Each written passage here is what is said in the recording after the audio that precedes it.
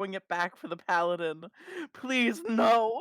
I'm gonna say this. You got it. No, you can't get it wrong.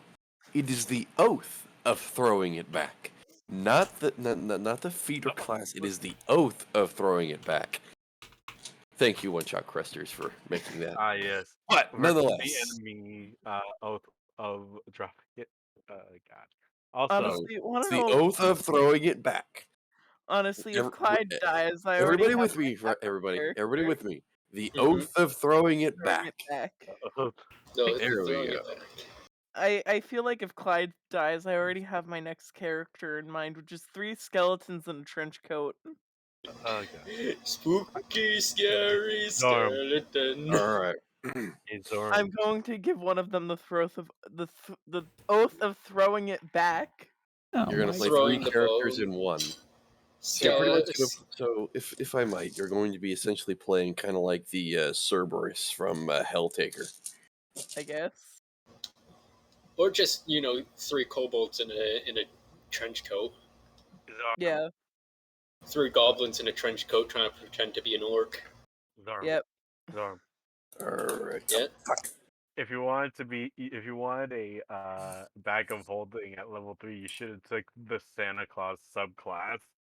Santa Claus subclass. All right. Let's let's get it back together. Come on. I know it's difficult, especially in trying times such as this.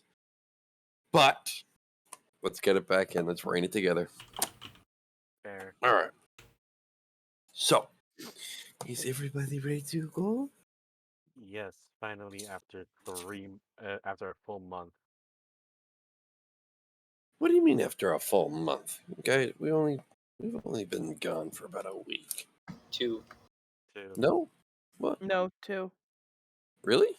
Yep. Yeah. Yeah. And besides, even then, we don't have No, our last session was Rowan here. We don't have Rowan here. I don't know what's gonna Is- happen to the other bard that he tried to assassinate. Yeah, Oh, that God. was What's gonna happen to the Right, that Aquarius happened. player? Oh no. Yep. I have an entire thing for that, so apologies. This might get a bit out of hand. It's already All gotten right. out of hand, and I don't have the person to help me. Nice. All right. So What let are you us doing? ourselves. I'm getting I don't know, ready what for are the you doing? damage. I'm alone. All right, Bubba. I'm sorry you're alone. Okay, just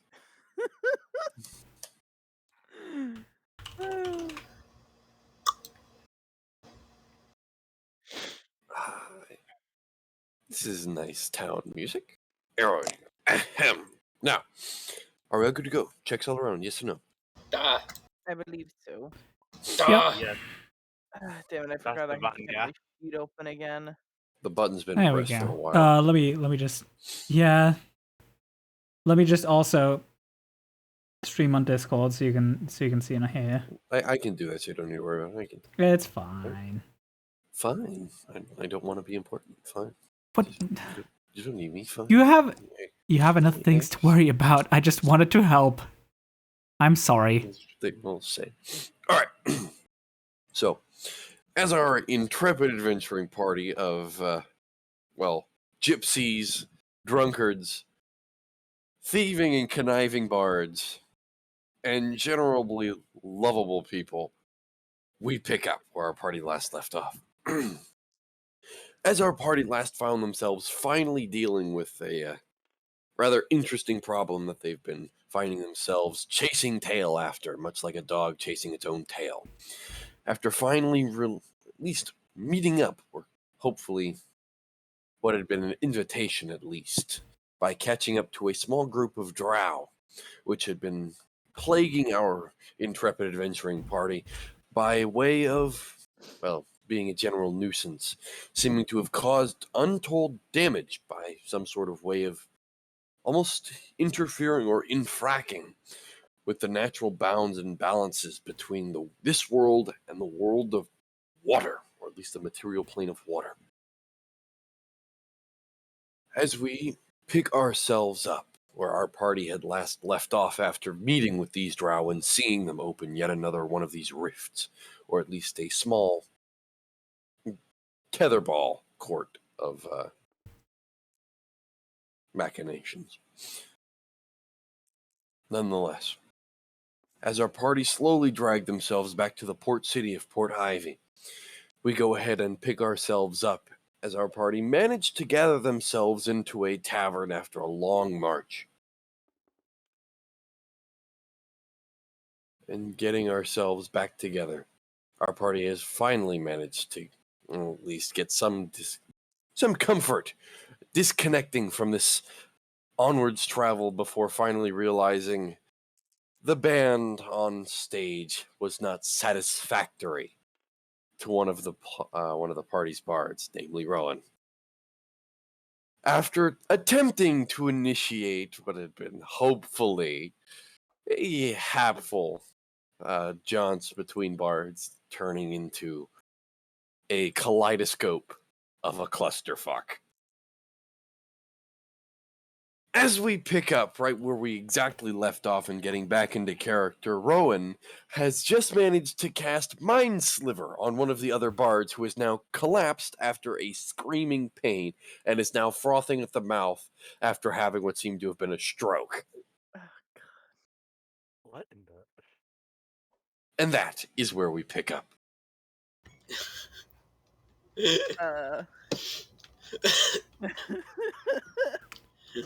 I'm I forget sorry? there was one other party member with us. Who was that? You pretty much had everybody with you. You had everybody with you minus Iris and minus Zoram. No. no, even you were there, Zoram. Zoram, you were there. No, went- Zoram wasn't there. Because I went with the Valis cleric. wasn't there. That's right. You went with the cleric to we get your magic only done. had... It was you, Rowan, Niram, and Yeah, I that's believe it. you That's all we also had. had because Ryoka and Iris went back to the ship. Then you also have, yep. So it was you, Niram, and Rowan. Oh, this is gonna be even more interesting than I previously planned. Lord. I imagine Vultures just have this bad headache of what are these two dumb fucks doing now these days? It's just a feeling of bad juju. Bad juju. You could call it a deadly premonition, I suppose. All right. So, what are you guys doing? Because currently the music has stopped. And you are currently looking at a frothing at the mouth half-elf who is currently pretty much spread eagle across the ground. He doesn't look very good. At all. He's just a bird. He wants to fly away. Oh, God. Can Narum go over to the now frothing bard on the ground and try and assess the situation and lend You first currently aid have a at bunch least? of people who are... Excuse me. You currently have one of the band members, looks to be a jaunty half-orc, currently in a very bardish livery, kind of a traveling, almost a riding coat with two kind of puffed-out shoulders. Purplish green in color. You see hints of brown mixed in as well. Currently see they're trying to keep everybody back. Say, back up! Give him some breathing room! Give him some breathing room! And currently have people trying to press in. It's a mess. But go ahead and make me a medicine check if you want. All right. Let's see how this goes. Given that my medicine check is neutral at best. Oh, that's a 17. Ooh, very nice. Nice. From what you can tell, this person is not dead, but they have a chance to die. They were not exactly killed by the spell's magic. However, whatever it was that was dealt to them is definitely not exactly just Mind Sliver. Just Uh-oh. What did you do? You currently, looking at this bard, he is currently twitching somewhat on the ground. But whatever it was, Mind Sliver would have just making him scream out in pain. not the frothing at the mouth. Did he You've just have an aneurysm? You've seen Rowan cast this spell before, and you currently see Rowan has no mind to this. He's still softly humming a tune, so he's not causing too much of a stir. But you can tell he's ready to pick up music whenever the commotion has finally died down. What do we do? What? Just... It almost seems like he just, through some random causalities, caused the bard to have a stroke. Either that or he's been poisoned. That's out of character, though. Nerem, in character, is just fucking panicking. Looking at the rest situation, of the band on stage is currently panicking as well. They don't know what to do. The only person the half-orc is trying to do, bring him some water! Bring him some water! You, fetch one of the clerics, get the guard! Currently Clyde points would just over to go one of the run random out. patrons.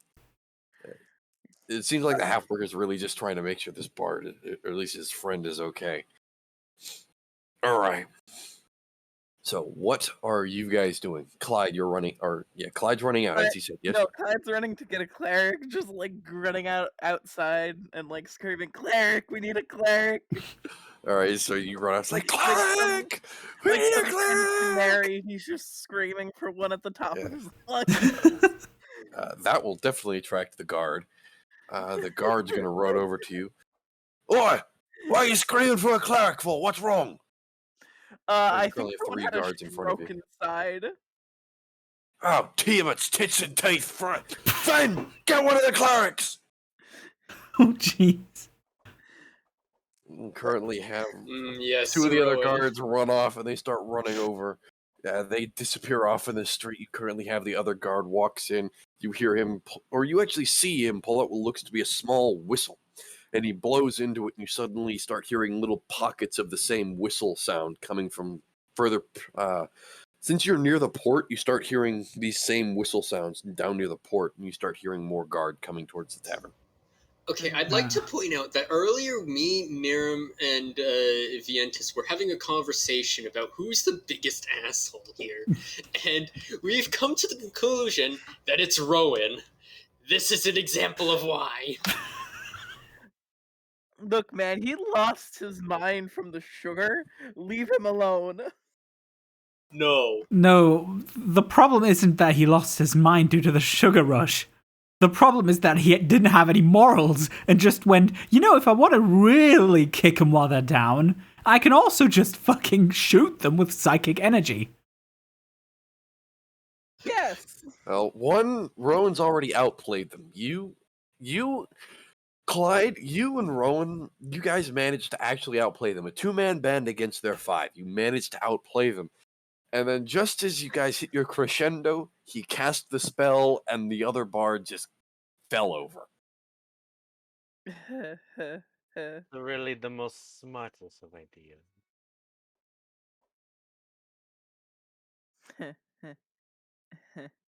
Look, it's not my fault he did what he did, okay? Yeah, it's not like you were initiated or anything.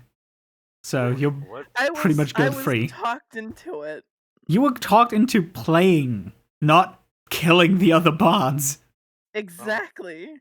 Oh god, what kind of sorcery is happening with these dice? Well, you know what? I'm not going to question it. I suppose Nerem will heed the call of the half-orc and just go to the nearest, try to find the nearest well and get some water. Actually, you could just go to the bar and probably get somebody to pour you some water there. That you currently have. Water. This one person just goes over. You see he's bringing a pitcher over, and he brings it to the half-orc. Half-orc just kind of panics as well. He throws part of it on the bard's face just to wash it off. And half-orc doesn't know what he's doing. Half-orc has no medical expertise. Well, Nerem doesn't either. Someone's always gone when shit goes down. Right? The one person in our party who has actual medical expertise is never present when we need a fucking doctor. Or at least a paramedic. Or at least someone who has first aid experience. Yeah. Nerem has some first aid experience, but Constant medical kit. All right. So what are you guys doing? You currently have a somewhat panicking half-orc who's trying his best. He's not really doing anything, but he's just trying whatever he can. Next 15, 20 minutes, you finally see what looks to be the guards are coming back with a very, from what you can tell, those of you who are standing outside, which would be Clyde, you see almost a half-human looking individual. You're not sure what their blood is mixed with, but it definitely looks weird. And you see they're currently running up with a familiar, almost translucent white robe. This seems to be a cleric of Soon. It's one of the bathhouse people. Okay. No, not a bathhouse. This No. person is this is not in Queen's Eye. This is Soon. Oh. Soon is different from the Queen's Eye. Queen's Eye is there Right. for money and, well, hotel. Pleasure. Soon is there because, well, worshiping a god and you feel good doing so. Mm-hmm.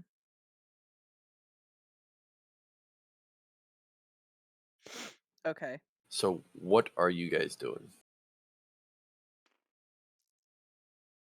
We're gonna lead them in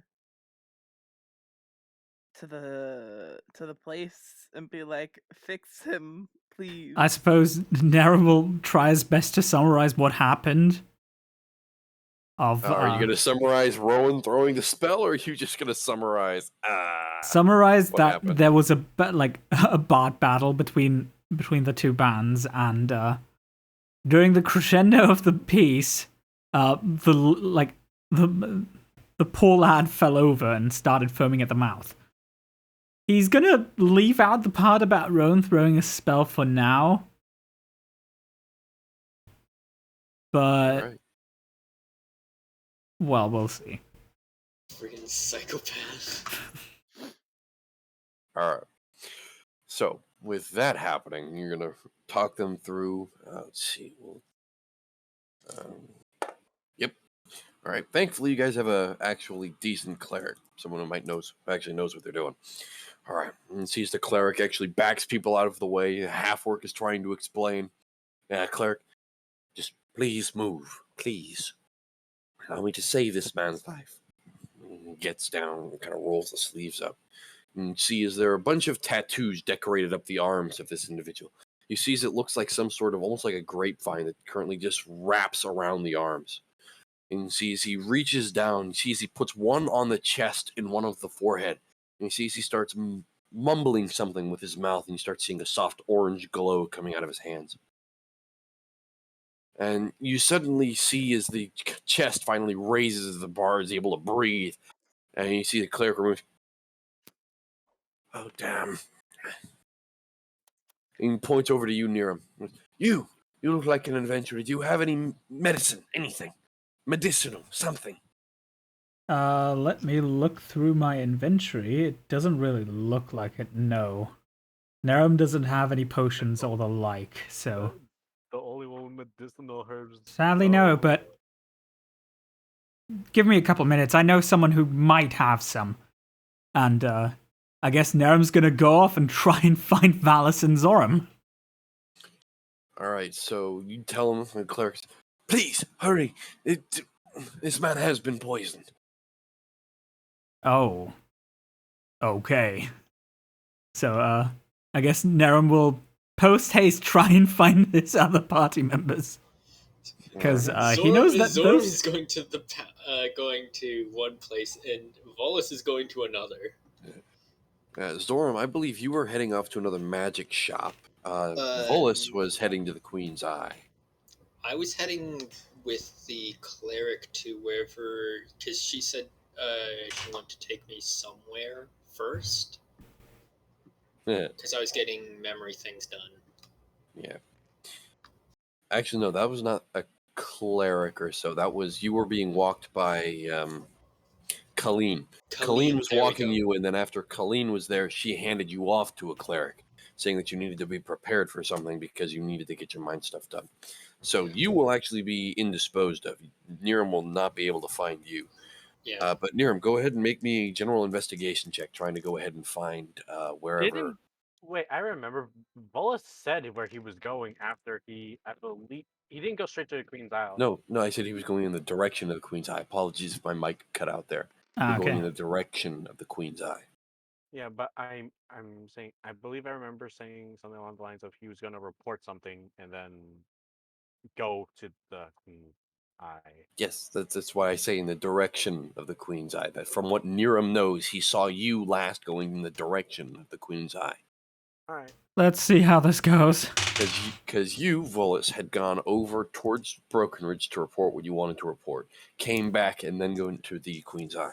That's an 11. 12 minus 1. 11. I mean, Niram's not that stupid, so he definitely knows at least some hint of where Volus might be. Just takes him a bit, So- I guess. Yeah, it just takes him a little bit. You running across the city, that's going to take you a while. It's going to take you to get from where you are in the docks. That's what, 30 blocks? Then through the gate to the Queen's Eye, which is another, 300 yards from the gate. You're looking at, 40 minutes? To and fro, or just one way? To and fro, somewhat. Okay. So 20 minutes there, 20 minutes back. And this is just you running. Yep. Okay, so All right, so Volus, just as you are ascending the steps, you currently kind of look over to the side and see a familiar dragonborn huffing and puffing, currently running up towards you. oh, hey, what's going on? no, You go. I didn't think you would want to bath this quick. no. More important, thank the gods I found you. You need to come with me right now. We need Where? your help. To where? And You know why? that tavern that Rowan, Clyde, and I went to? Yes, I still remember. Yeah, okay. We need to go there. One of the other bards got poisoned and is now fucking flat on the floor. And you're one of the only people in our party who I know can maybe do something about that. You see him like. You can see him like put his hand to the bridge of his nose. Fine. I'll get there. I'll probably get there faster than you. I'll see you there. And All with right. that, for the fuck of it, he's going to cast fly on himself. Because So he knows. Niram, as you've been running and huffing and puffing your way, you see him just tell you this and then fly off, and then you just kind of sigh inwardly in defeat and kind of turn around and start running. Yep. Nerem just books it right back. Here's my question. Here's my thing. Do I flex by using haste? I'm kidding. That's just a dick move. You just see jet fly over. Like, Nerem's not there's doing just this this out of white- competition. He's just genuinely fucking concerned. You're just like, how can I twist this knife? Well, here's the thing. He's gonna be there faster than 40 minutes. Yeah, I mean, first off, you 20 can minutes you there, can 20 fly. minutes back. Yeah. You Okay, so here's the question: how fast would I be if I did use haste to get to the tavern?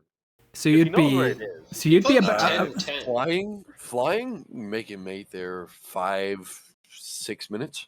Because you don't have to worry about how the roads are placed. 2, you don't need to worry about running into people. 3, you don't need to worry about guards, anybody slowing you down. So maybe 5 or 6 4, minutes. he'd be 3 And times 4, as you're fast as using me. haste.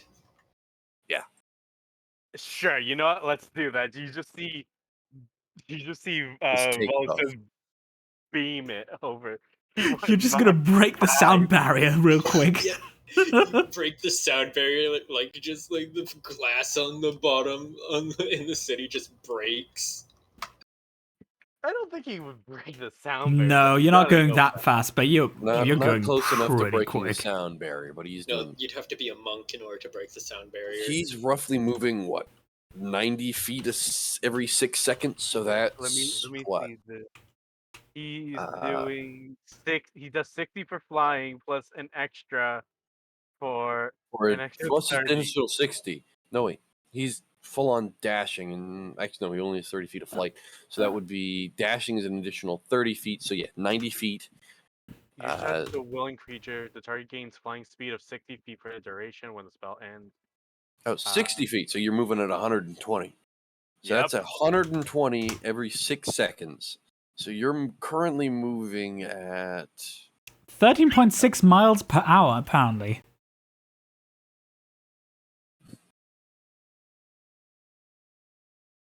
but you are hauling ass. We'll just say for the sake of this, you're hauling ass. Yep. As currently you just fly over the top of the city. It's a bird. It's a plane. No, it's a flying elf.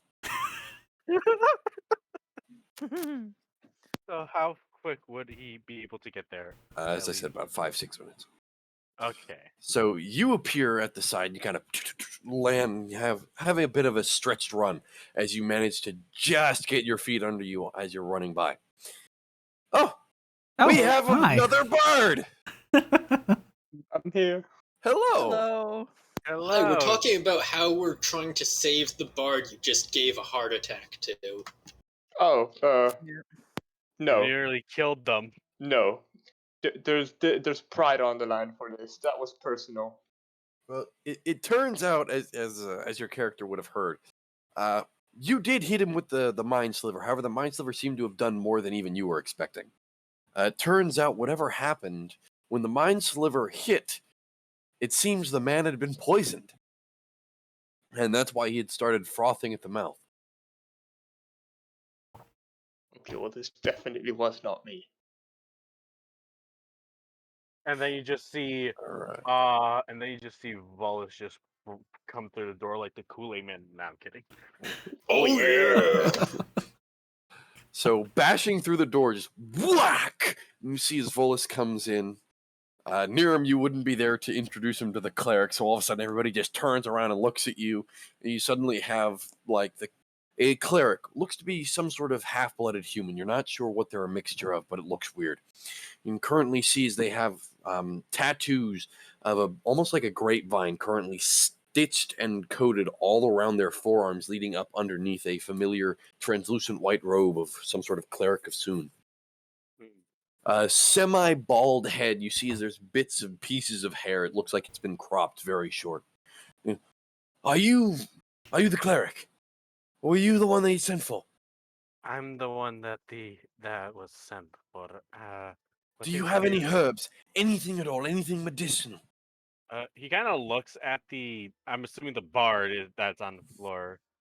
I heard he's been poisoned. Maybe this will help. And he kind of takes from his bag one of the mustard weed patches that he has. Really? What? Really? No, I'm not talking about you. I'm talking about him. He knows who he is. Yeah, you know who you are, you son of a bitch. He kind of offers the cleric a small jar filled with 1 doses of mustard weed. They hand it to him. Thank you.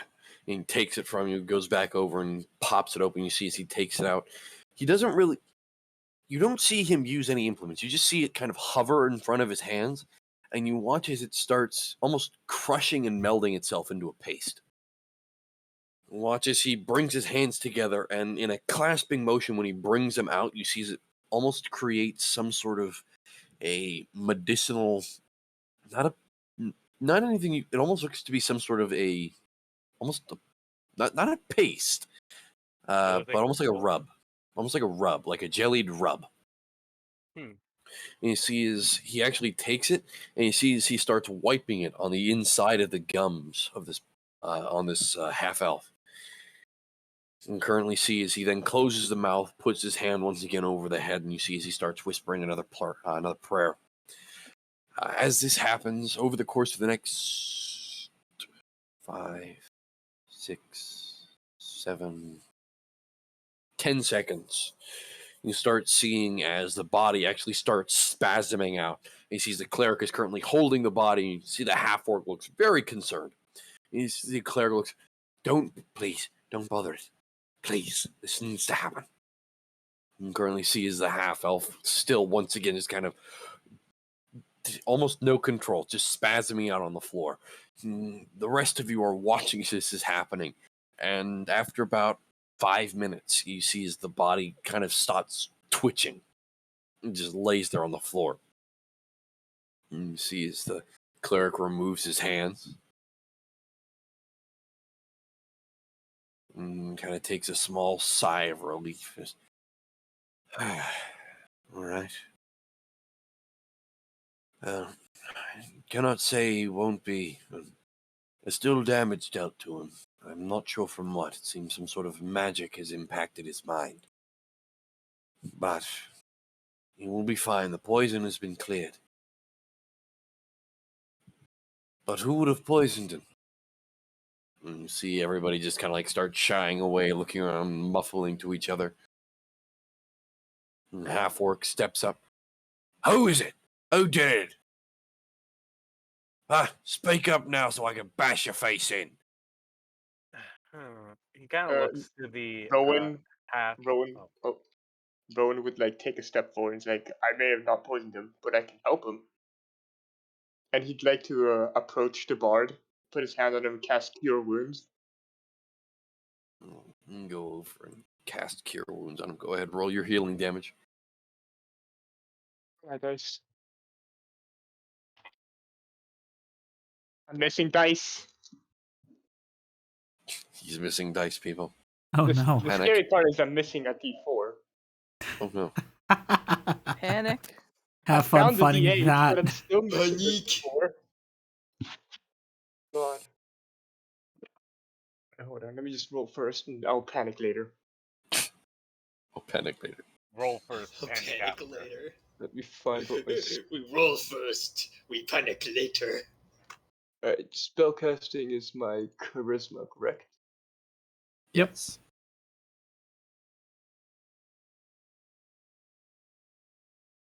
Well, Oh, okay. as he's trying to heal, he kind of looks at the Just- bartender and just like, Wait, my spellcasting modifier, right? Yeah. Okay, yeah. Well, that is Yes. going to be 10 points of healing. So you cast into this man the one you had previously tried giving an aneurysm with your own magic. I didn't now heal try. him. I succeeded. Touche.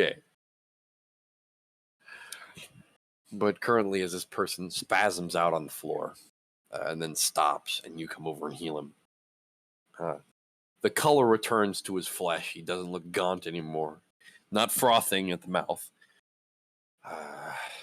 He looks okay. That helped. And he would just take a step back again. The half-orc is still kind of seizing in his rage. You see he's currently scanning over the crowd.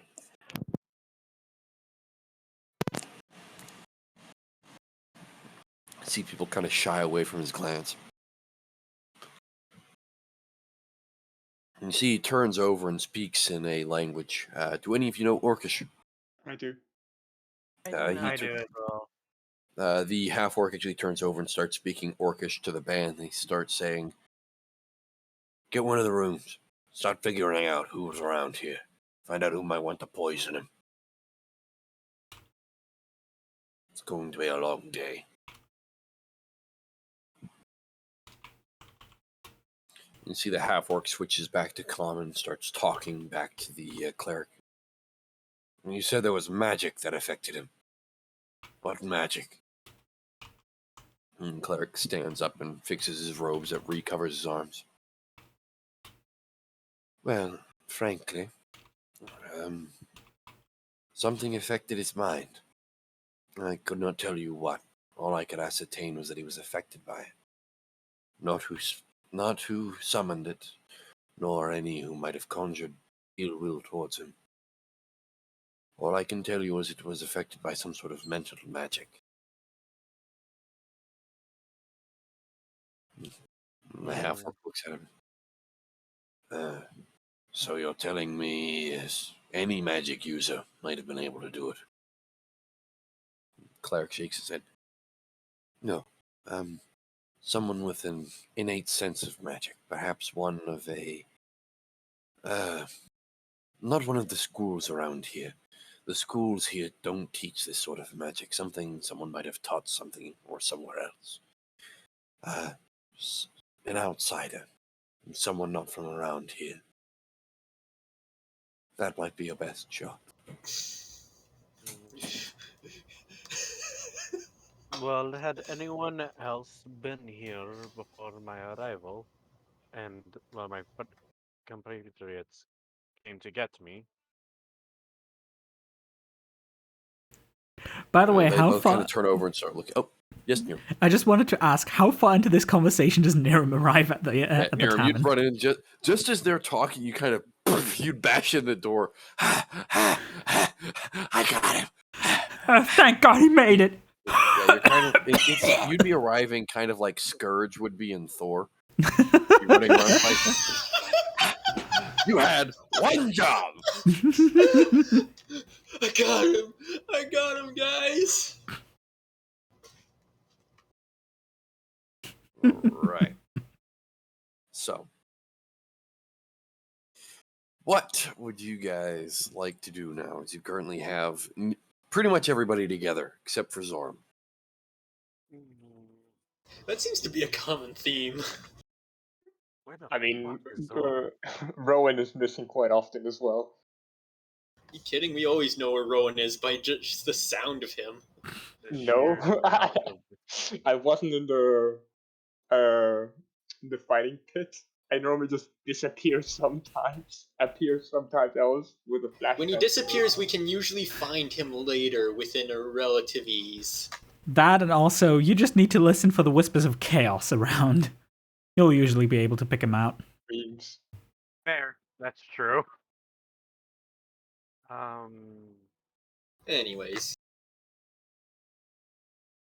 You get the well, it's kind of huff now that the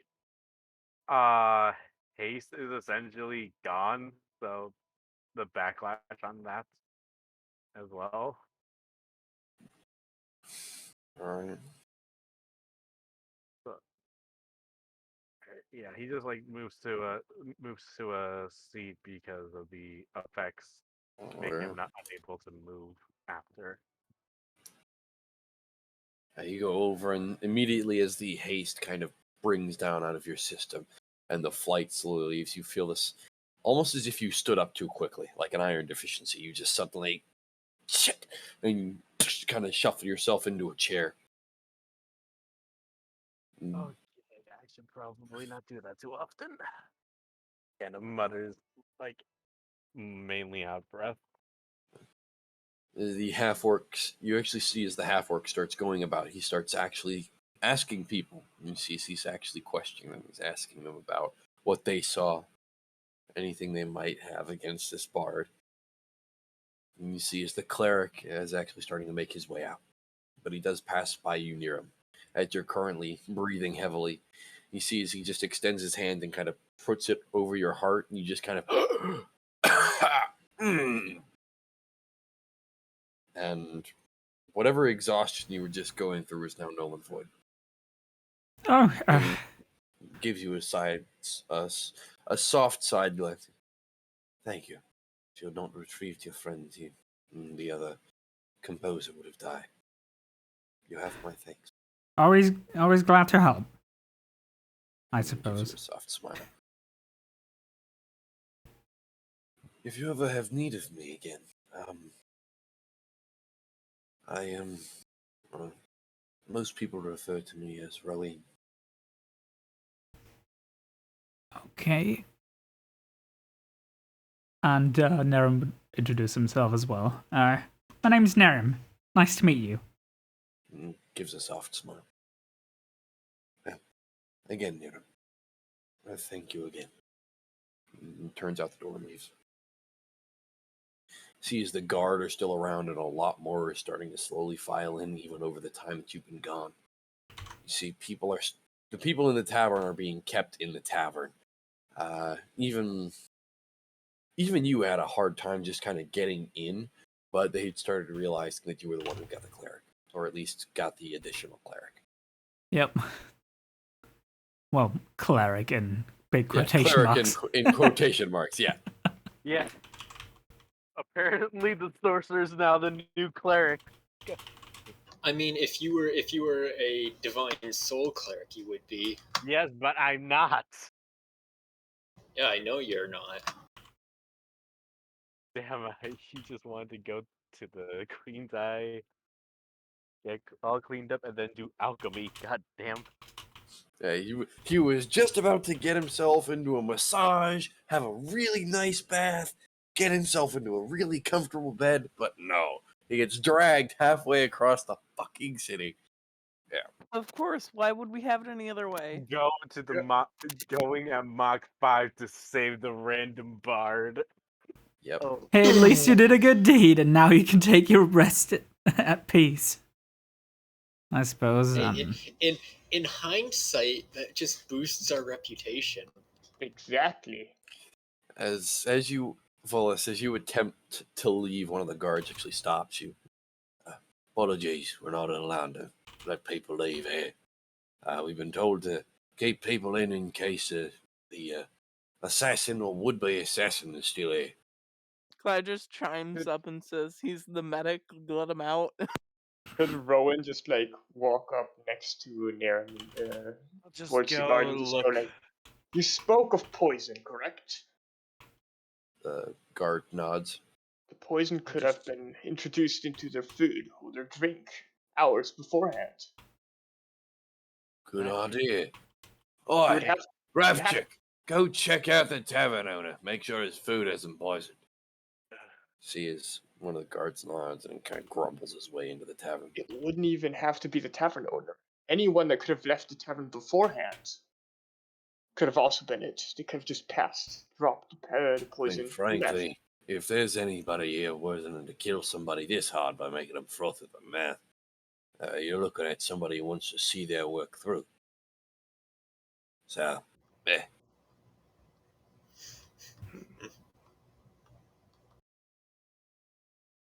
even with look, we might just be some basic guards of the city, but we're trying to find out what's going on here. Because if somebody's trying to poison, you're not going to be dumb enough to at least not make sure it's going through, or happening at least. If you're gonna poison someone, I highly doubt you would stick around the scene of the crime. You have your methods, we have ours. Right. He's just gonna shrug and approach the tavern owner to see if there's like any available rooms or something.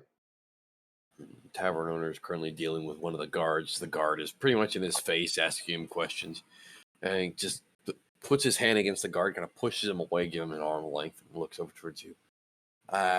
Owner looks to be a relatively short human, and kind of a mousy face. Two ocular, or at least two, you know those old eyepieces people used to wear? With a little chain at the side of them? He has two of them. And he's currently connected like a set of glasses. Yes, we have a few rooms. For right now, since it seems like the guard isn't letting anyone in or out, you can just head up to one of them. I believe we have one of them open. He takes out a key and hands it to you. Well, thank you very much. He gives you a soft smile as the guard once again goes to pestering him. Rowan's gonna return to the party and just, well, I have a room. I'm unsure how large it is, but at least we have somewhere to spend the night instead of down here. well, I was going. Since we're gonna be stuck here probably for a while, I may as well try to work on some potions in that room if you don't mind. May as well get to use some of the herbs before they spoil. You go right ahead. He would just like first look at the key to see if there's like any sort of number on it. The room is room number 15. Right. He's gonna look at the number and then toss the keys over to Valis. He catches it. Keep working on my stuff. This is an emergency again like this. Try not to bother me. I do not want something to go amiss. And with that, he goes to the room in question. We try to set up some alchemy. All right. He does like idly glance at the book, but doesn't think it's the right time to use that. Understood.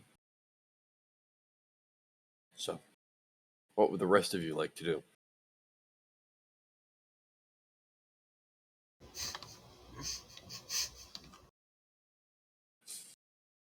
Seems you're not allowed to leave. Nobody's able to come in, so Can I Are get there any some windows food? around here? yes, there are windows. Are they open? I mean, you could try and open them. I mean, are there guards outside? What about the second, like, because About I'm 12. guessing About 12 guards outside. 6 of them out front. The rest seem to be kind of spread out around.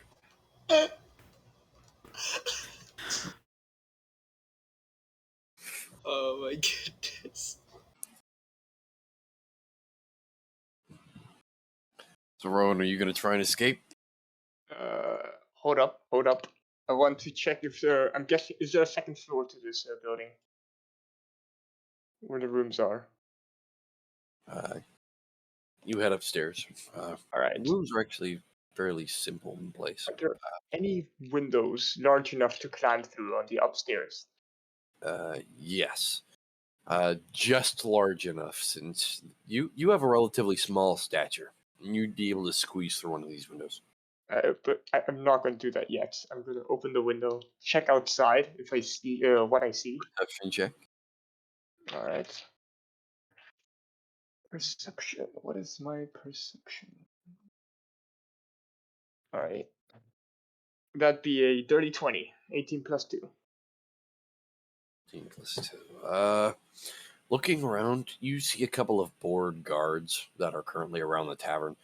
Most of them know that whatever's been dealt with is probably long gone. They don't really care about this. Poisonings happen all the time. All right. Well, I'd like to cast invisibility on myself and slip out of the window. Go ahead and make me a stealth check. Would I do so at advantage? I mean, technically, there's still people like looking around. Yeah, but I do cast invisibility on myself before climbing out. Yes, with advantage, yes, since you have invisibility. First one is 12, second one's 11, so that brings me up to 21. Yeah, you are more than easily enough able to slip out of this tavern.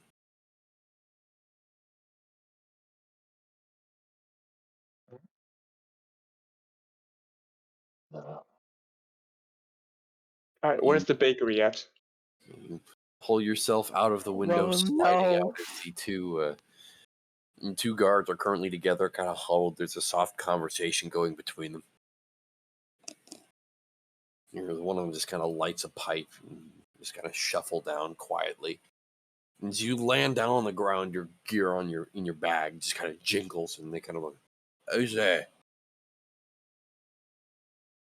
Speak up! Who's there?" Oh, it's just gonna move away as quietly as he can. Yeah, and they look back. It must have been some sort of alley cat. Must have been the wind. Can I just say meow? God. Make a performance check. No, just me. All right, that is a 15. 15. You let out a convincing meow. And the guards just go, fucking told you.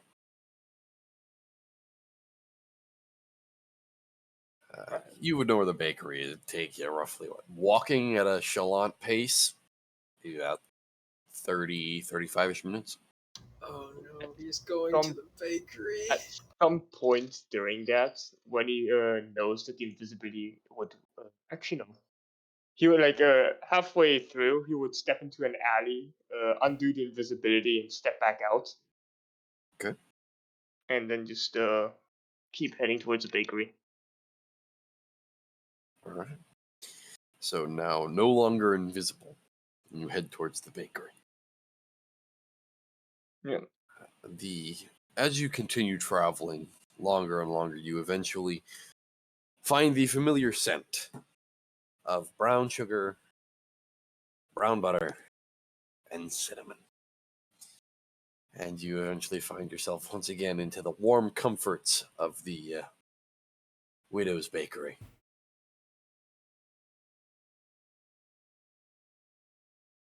He steps inside. He's like kind of reluctant to step inside for a second before actually stepping inside. And he will approach the baker and just go like, "Well, you know what I'm here for."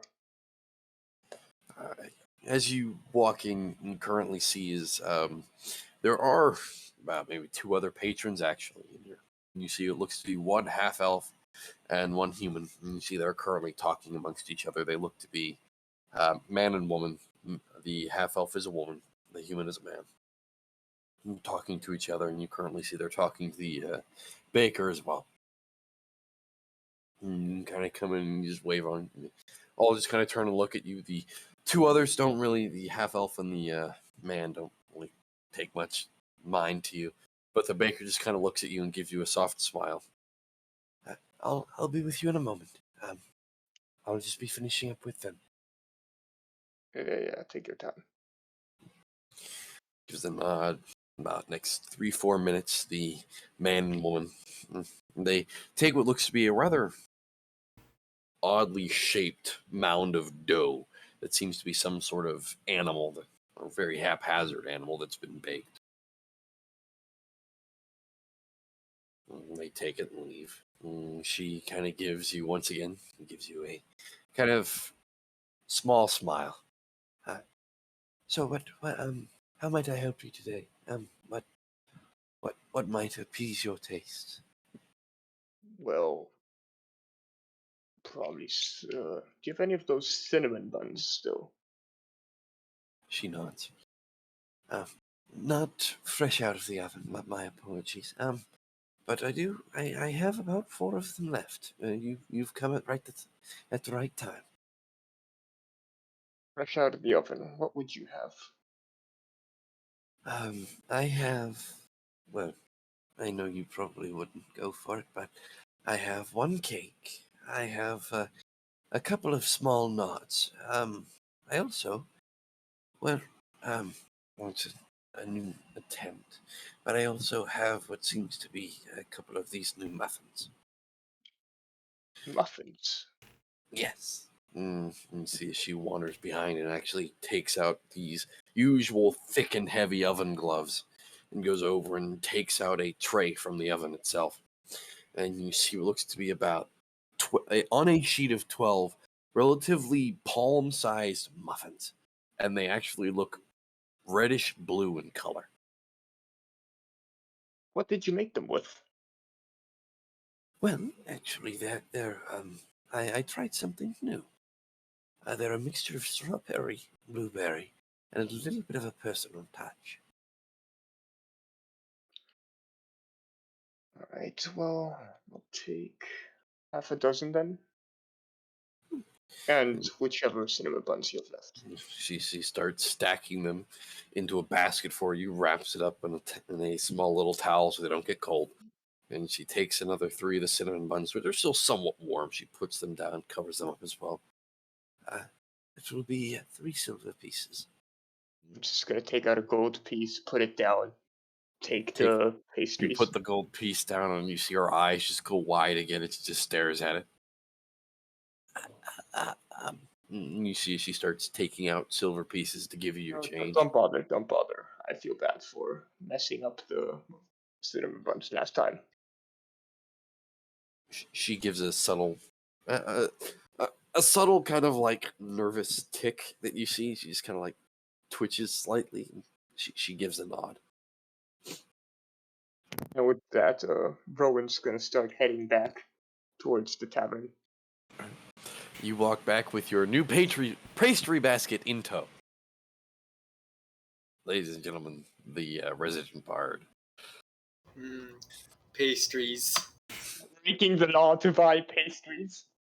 Not only breaking the law, but like literally circumventing the fucking put in quarantine just to go, I could really go for some muffins right now. This man literally broke through a guard quarantine. Not too hard, by the way. Literally just snuck out a window while invisible to buy some muffins. I mean, what are you going to say about that? It's literally power just- move. I mean, can you say no to a delicious muffin? I don't think Nerum has had any muffins or cupcakes or cinnamon rolls from like the last few ones that got bought and shared. Zoram hasn't even participated. And even then, nowadays he's too good to speak about pastries, you know? He could if he wanted to. All right. So, Rowan, as you eventually get your way back across the city, how would you like to try and get yourself back in? Right. Is there any building I can use to jump onto the tavern? Like from one window to the other? Or is it too far apart? The building itself, it's roughly 6-7 feet apart in the alleyway behind the tavern, which you'd manage to sneak out into. So you could jump across from that building into the tavern. But it would, one, require a large feat of dexterity and acrobatics.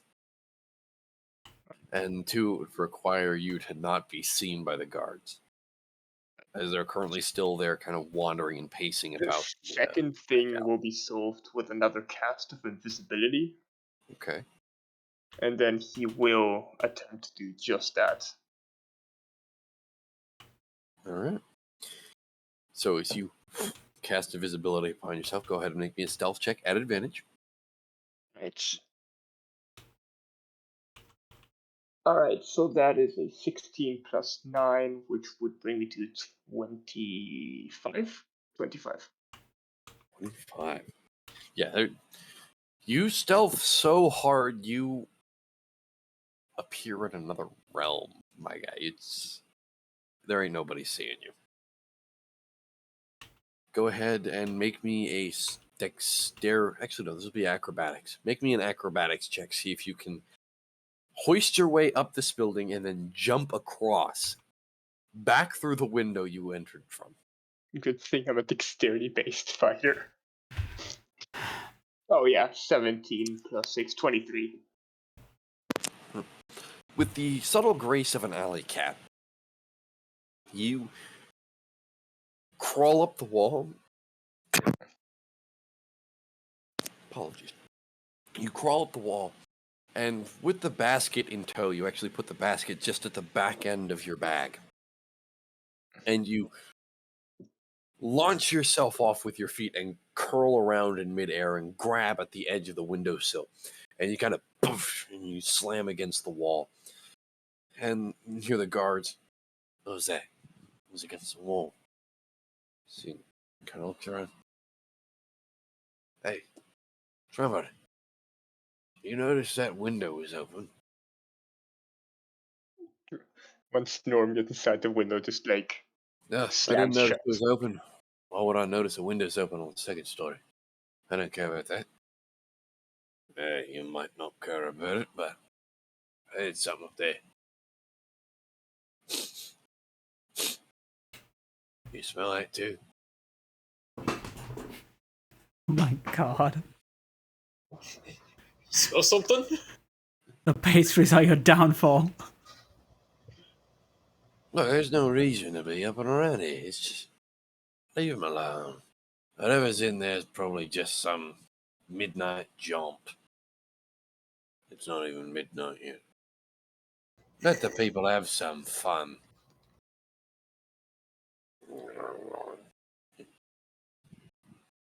You'll see the guards part themselves, and you manage to get yourself back into this tavern as you skillfully slide your way into this window as these guards once again talk to each other.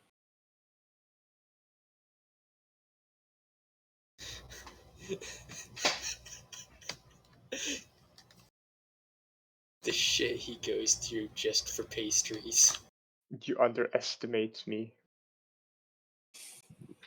All right, so what are the rest of you doing? Because Hold currently on, you are... I have one last thing to do. So Norm is gonna head to the room, Okay. room 15. Okay. He's gonna knock on the door.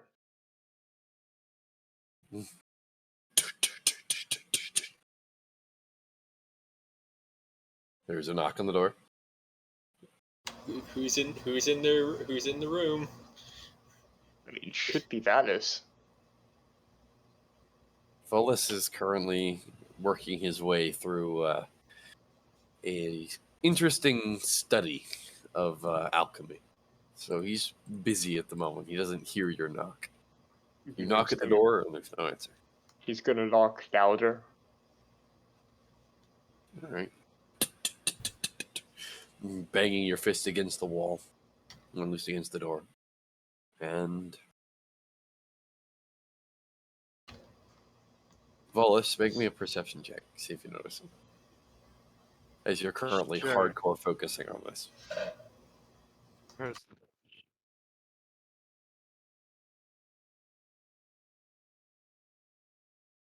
21. 21. Gonna smack you. 21.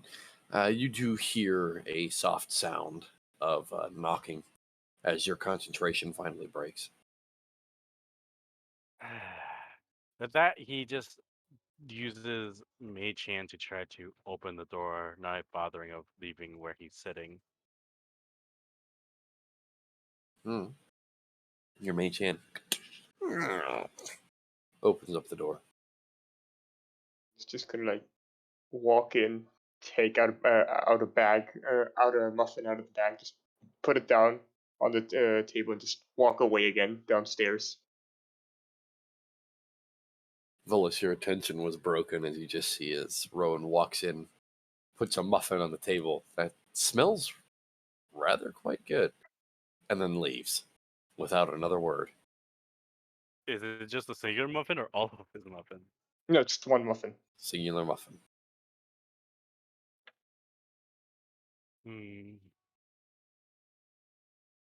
He leaves it for now as he's not currently hungry. Was gonna walk downstairs, and Clyde and Nairn are still there, right? I think so. Well, Naren would have just like sat down at a table if possible. If not, just stood in the corner and waited diligently until the investigations were over. Yeah, he's gonna give Nairn a muffin, and he's gonna give Clyde a muffin. All right, so Niram, he walks down to you and he Thank you for the delivers muffin. upon you a muffin as you just sit there quietly. Naren just looks at the muffin, looks at Rowan, looks over to Clyde and just whispers to Clyde, "Who's that? And what did they do to Rowan?" What are you talking about? Rowan's always doing this kind of stuff. He proceeds to then bite into the muffin. It is divine. It's heavenly. The mixture of strawberry and blueberry is magnificent. Oh, yeah.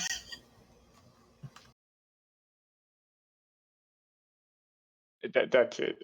He will eat one muffin on his own as well. But that would be it. Yes. As we now kind of distract ourselves with muffins after somebody had been poisoned. Yes. I just imagine like the guy at the door, like, how the fuck did he get muffins? Nobody's really questioning it. If you have food, you have food. If you don't, well, you don't.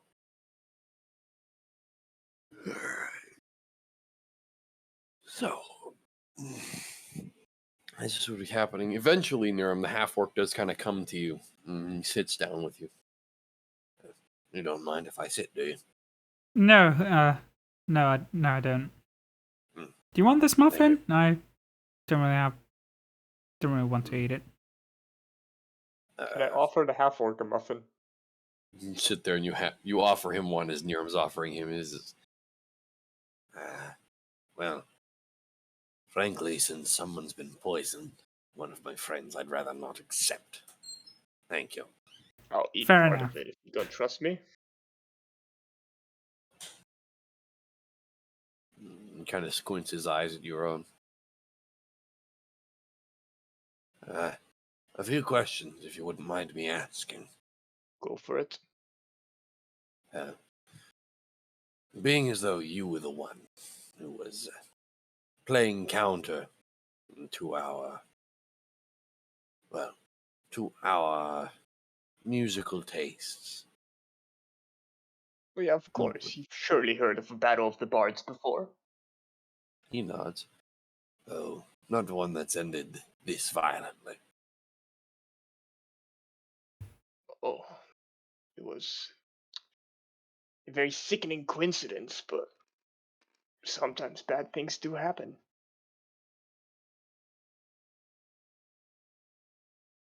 Well, I can understand that, certainly.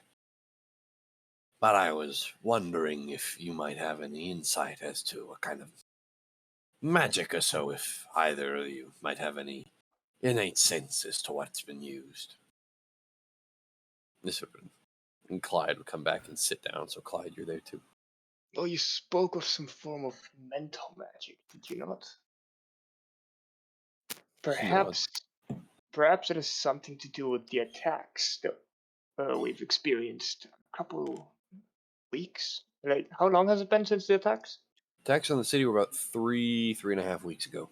Right. Perhaps it had something to do with the attacks a few weeks ago. Maybe they're not going for a loud bang anymore, but just quietly trying to weed out people. And looks at you kind of sarcastically. Right. I mean, if you're trying to get rid of a city, and your first attack didn't work, first a person here, then a person there, you wouldn't notice a pattern at first. But it might only be a matter of time. Make me a deception check. Alright. That is a dirty 20. 14 plus 6. He looks at you with untrusting eyes. You might have a point.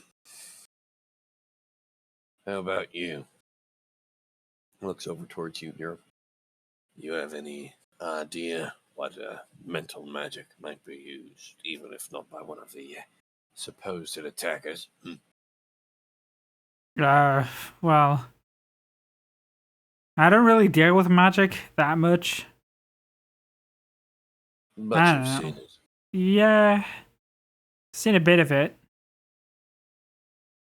Couldn't tell you much about it though. You know, it's so weird. Like, I don't. I couldn't tell you what happened. Once again, gives a nod. Make me a persuasion check. That is a 17. No, 18. 17 plus 1. Oh, 18. Nods. Good words. Most people should follow them.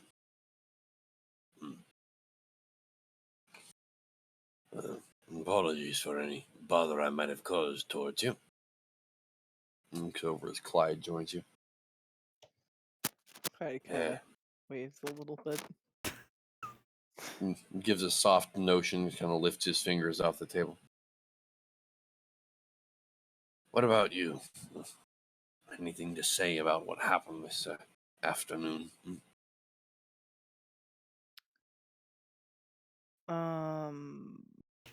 Not really, no. Other than it was a surprise. Surprise to a lot of people, yes. Apologies for bothering you. He stands up. That's fine. You win some, you lose some.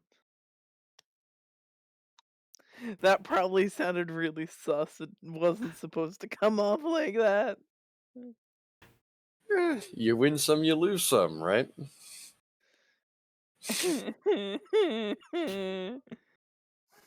Hefwer kind of stops and listens.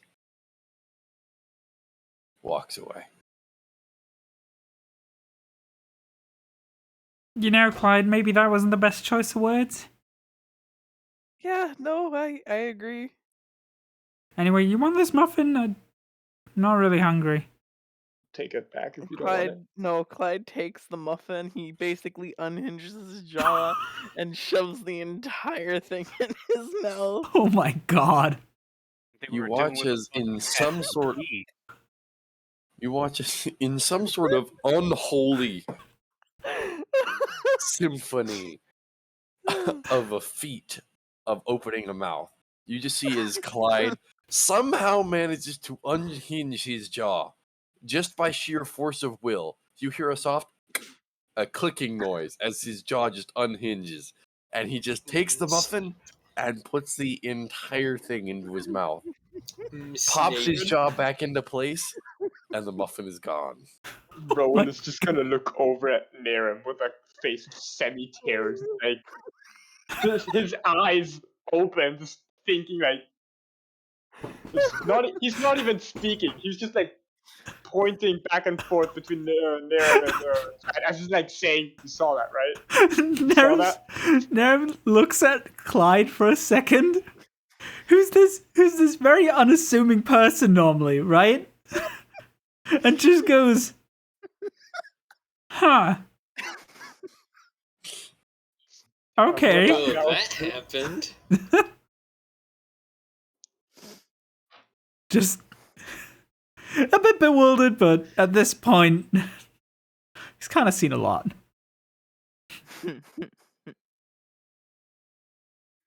I just like, after eating the muffin, kind of just like gives them both a thumbs up, being like, "So where to now?" I mean, it's not like we're gonna be leaving here anytime soon. Cough, cough. Secretly, Clyde has been a Yanti pureblood this entire time. He's just pure blood, nani? yeah. Snake Clyde people. has no Oh. idea what that is, and neither does Hope.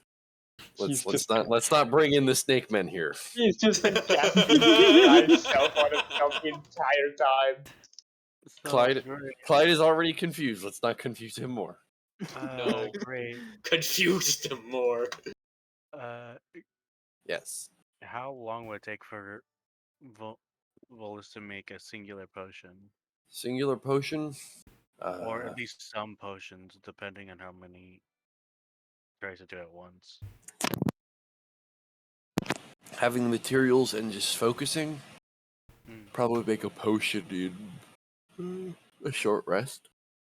It's about hour and a half, 2 hours. Okay, he's probably gonna do that because he's just waiting for the whole chaos to subside so he could go back to what he was doing. Okay. So yes, he is using quite a few materials to try to make healing potions. Go ahead and make me a. I'll say for the sake of this will be an alchemy check. So go ahead and this will be a wisdom-based roll. So you roll a d20 plus your proficiency with your alchemy kit if you have it, plus your wisdom. Alchemy. Then and also add your wisdom. Okay, so d20 plus the wisdom. What does hold up? I need to look up what proficiencies it gives the alchemy supplies give me, because I don't know if it actually gives me a stat. Alchemical We'll supplies. be right back.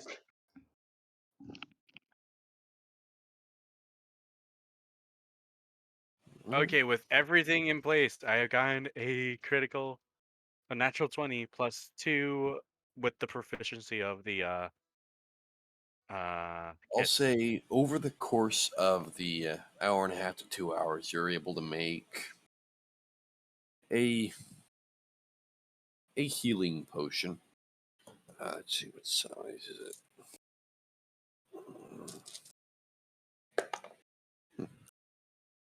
You are able to actually make a... Fuck's sake, why is my list going?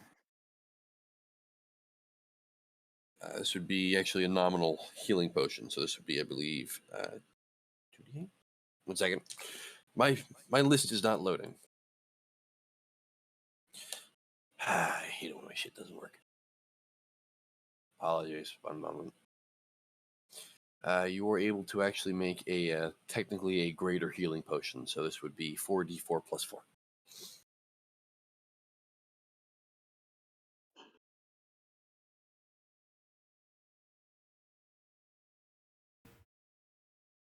And you're able to make one of them.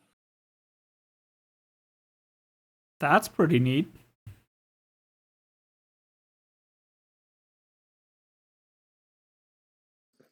Oh, hello, Putty. Hello. The dog has come to say hello. Oh.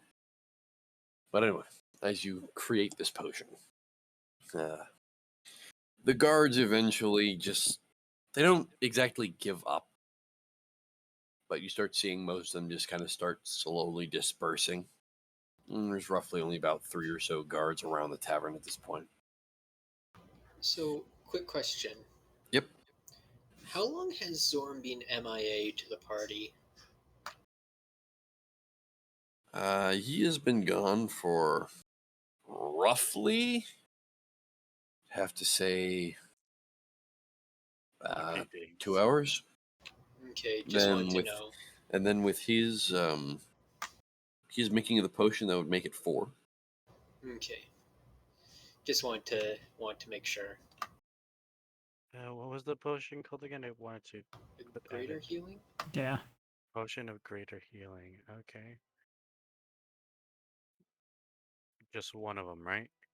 Potion of greater Yep. healing. Okay. So,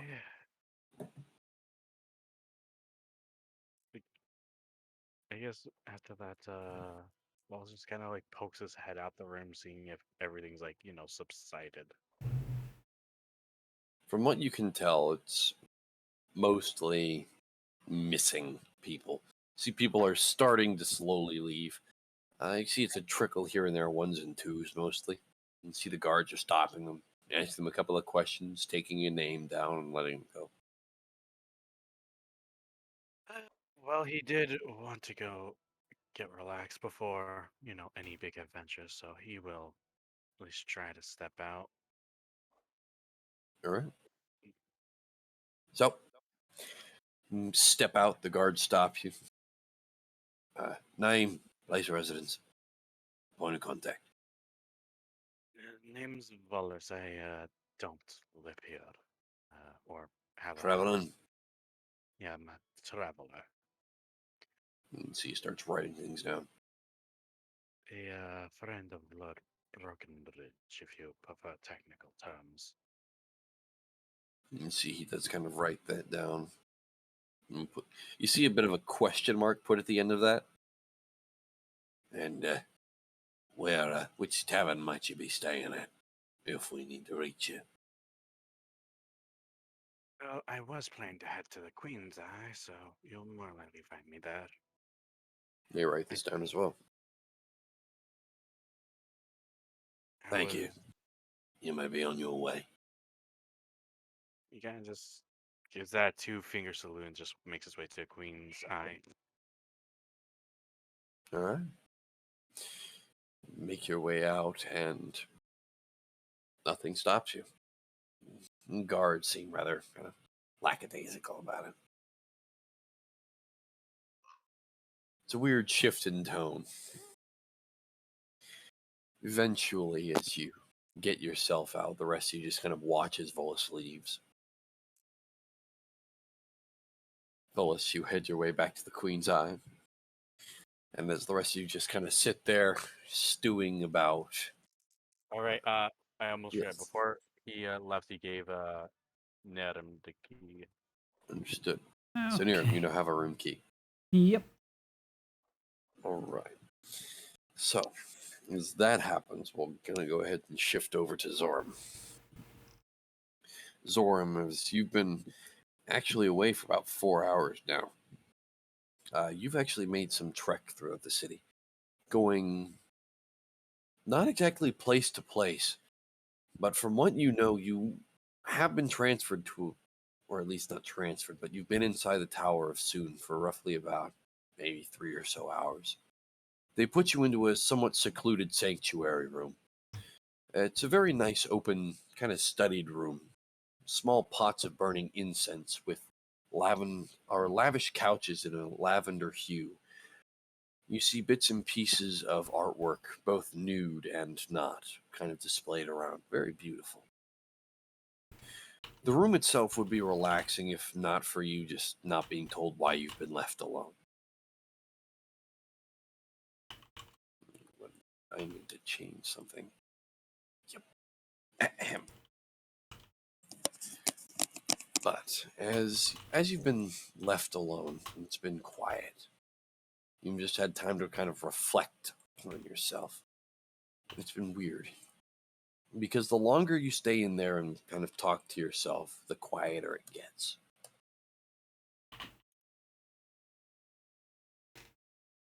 It's been about 3 hours and nobody's come back in to talk to you. What do you want to do? So Zorn still has all of his stuff on him, right? Yep.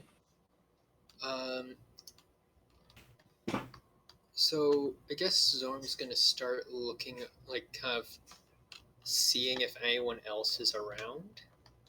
Like, if he's just not seeing them in his current position, or if it's just... Make me a perception check.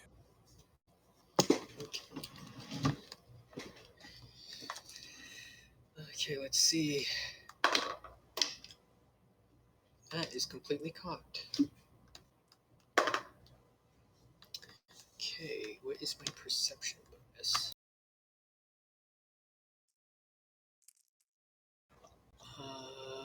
Perception +5. So that is a 12. 12. Nope. Nobody else in the room. Not that you can see, at least.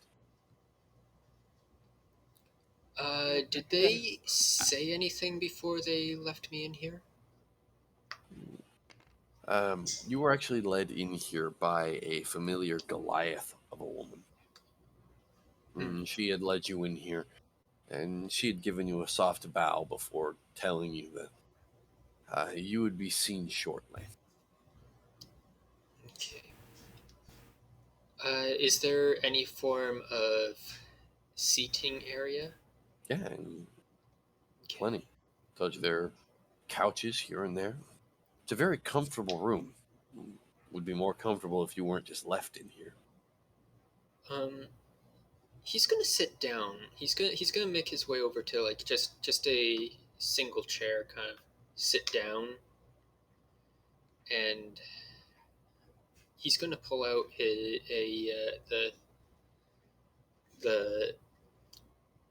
Leviathan bone and just kind of mull it over while he's there, just questioning. Pull it out and look at it.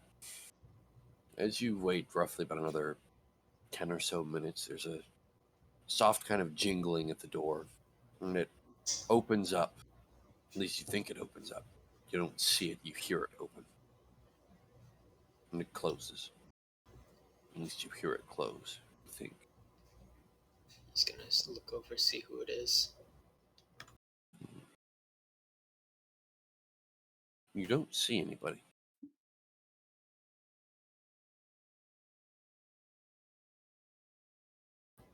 You're still alone. He's gonna kind of just he's gonna call out and say, "Hello, anyone there?" No response.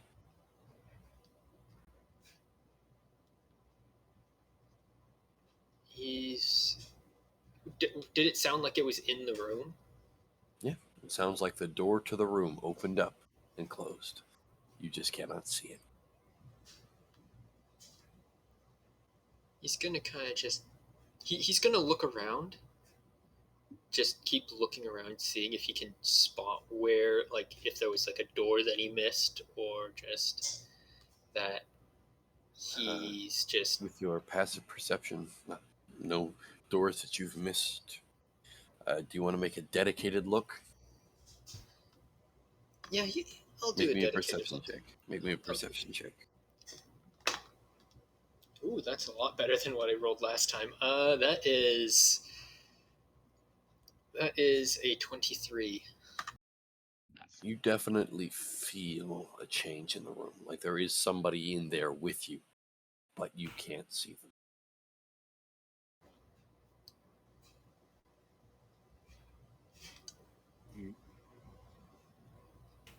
Damn, man's dealing with the boogeyman over here.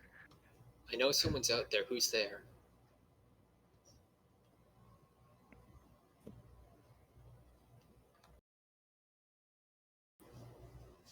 And it's still quiet. Zora's just going to hold on here. Let me just quickly see what I have here.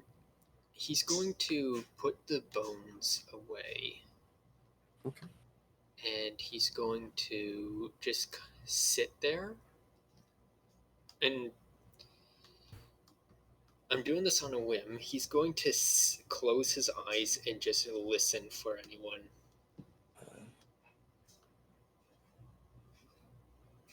Just listen for close your approach. eyes and listen. It's when you start hearing footsteps. You hear a very soft kind of patter of not booted feet nor any slippered feet, just your bare feet on stone. Someone's walking very softly, not as if they're trying to sneak, but as if they're carrying themselves like they normally would. You hear as if they're walking so lightly that you can barely hear them. As you wait there with your eyes closed and just listen and feel hands on your shoulders. Soft, not squeezing. Almost like a lover's embrace. And feel it just kind of run down your shoulders, then kind of lay onto your chest, and that's when you feel elbows just kind of place against the back of your shoulders. Hear a soft voice. So, I have heard you want to remember. Yes. There's something that has been bothering me about not remembering. What is it have you forgotten? Something of love? Something of passion? Or something of memory? Something to do with this, and he goes to reach in and pull out one of the shards of the Leviathan bone. Pull it out. The hands don't leave the front of your chest, and the elbows are still on you, as if someone is leaning over the back of the couch just over top of you.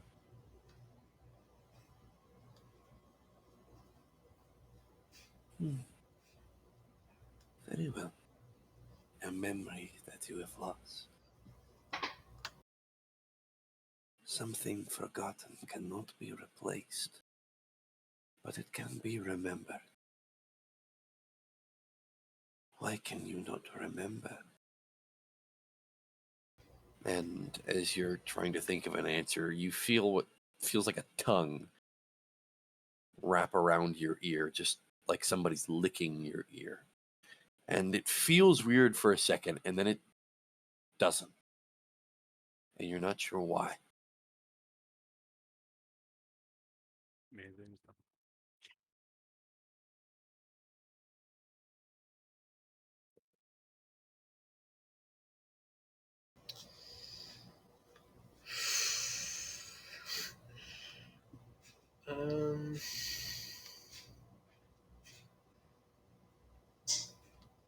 I don't know why I don't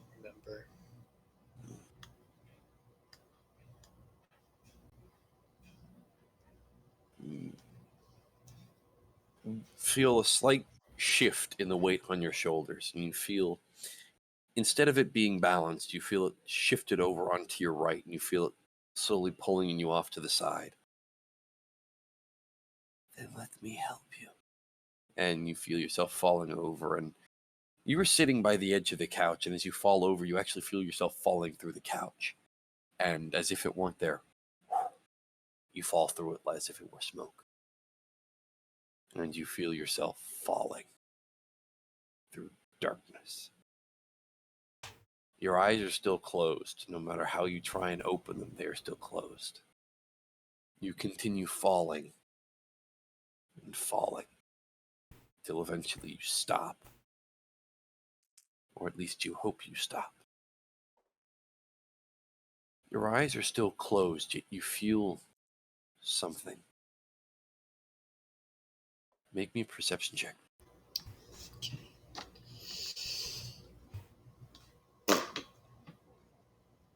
Ooh, that is a 19 plus 5, so a 24. It feels like water. It feels like a soft breeze of water. It feels like it's slowly shoaling up against you as if you're on a beach. And it's brushing against you gently as if you're some sort of unconscious body from a shipwreck. But you just lay there and feel this current flowing beside you, and then it stops. It didn't feel right. That wasn't yours. That was something different.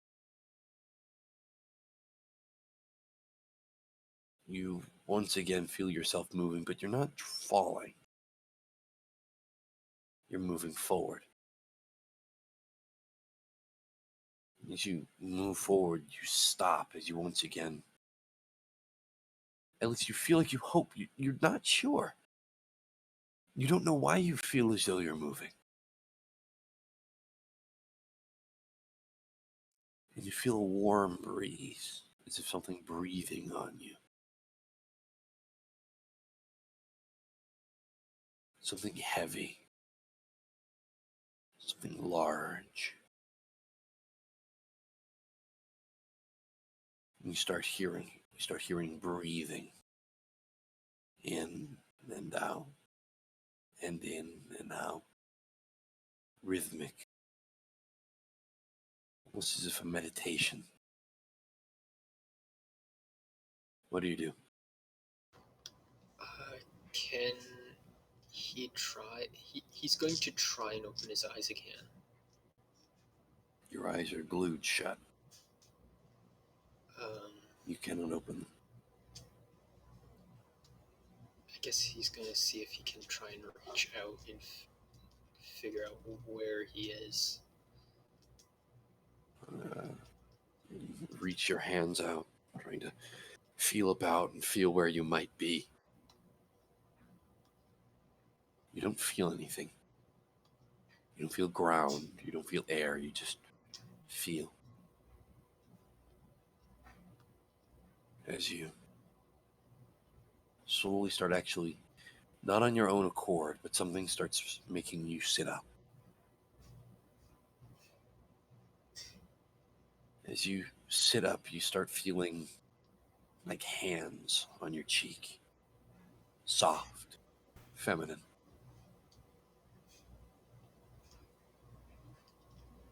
You're not sure, but you feel them as if trying to shake you. But you don't find them any bother. You start moving again. Forwards. Beyond your eyes, it's starting to get bright. Sunlight. Or is it? You're not sure. You continue moving forward and you hear the sound of seagulls. The sound of waves breaking upon a shore, rocks or sand.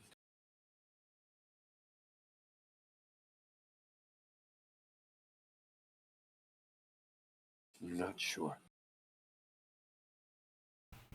What do you want to do?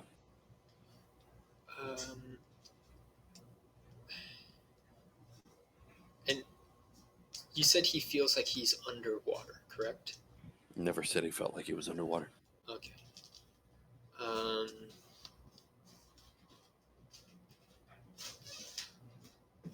Can he make out any other sounds other than the seagulls? Make me a perception check. Oh no, new dice. Alright. That is a 15. 15. You hear the sound of what you would think. It sounds like electricity, sparking, jumping. You think it could be a rock bouncing on some sort of cave, or at least some sort of other rock, echoing. But it sounds like energy.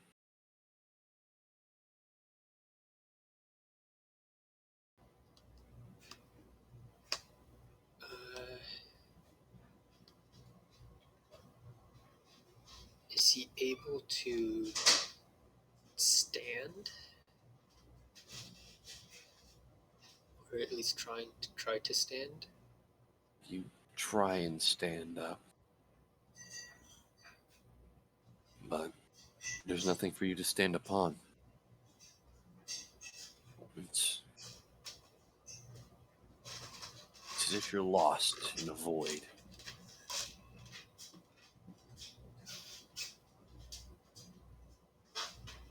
He's, I guess, going to try and just actively watch or listen, kind of, just for whatever he can make out. Alright. As you continue paying attention and listening, you think you hear another sound. But as you start hearing it, you start moving backwards, away from it. The sound of gulls, the sound of the sea crashing against it, disappearing, moving away from you. Faster. You're being pulled. You aren't stopping. You continue moving backwards. You're not slowing down. You're falling again. What do you do? He's, I guess, gonna kind of. He's gonna try and like grasp at whatever he can, trying to like stop himself from falling. Grasp out, grabbing at anything you can. You feel something. A claw. Larger than your hand. Feels familiar. Feels like home. But you keep falling. It's not enough to keep you. You're falling faster. Until eventually you just feel yourself stop. And you once again feel cushions beneath you. A sofa at your back. Arms draped over your back. And a soft whisper in your ear. What do you remember?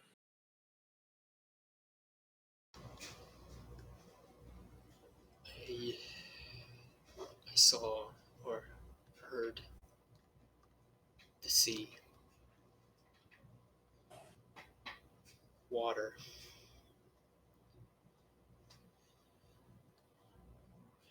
and something big.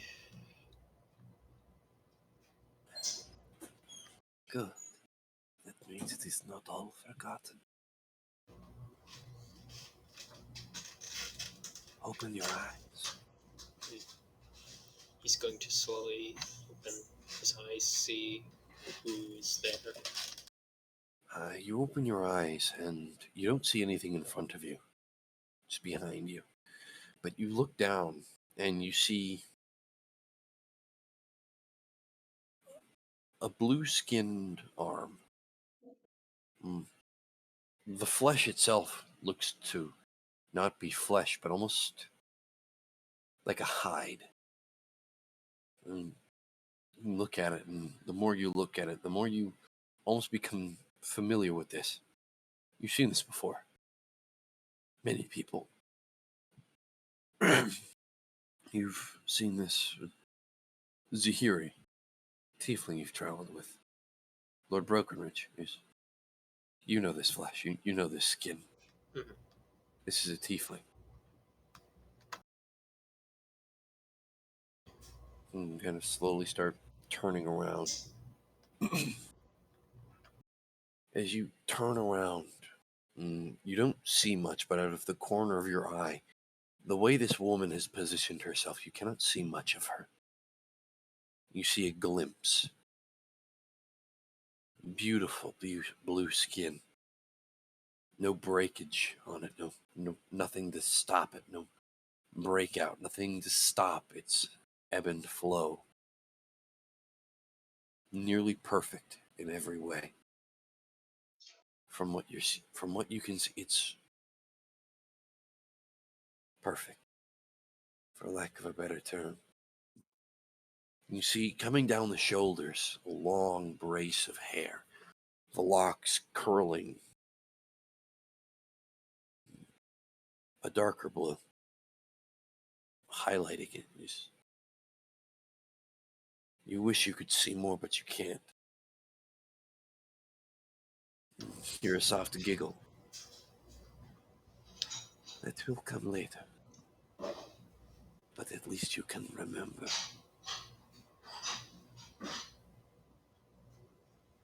And you once again find yourself slowly drifting off. And your head impacts into the chair of the arm, or the arm of the chair. You find yourself asleep. When you awaken, you have no idea what time it is, nor how long you've been asleep. You are alone.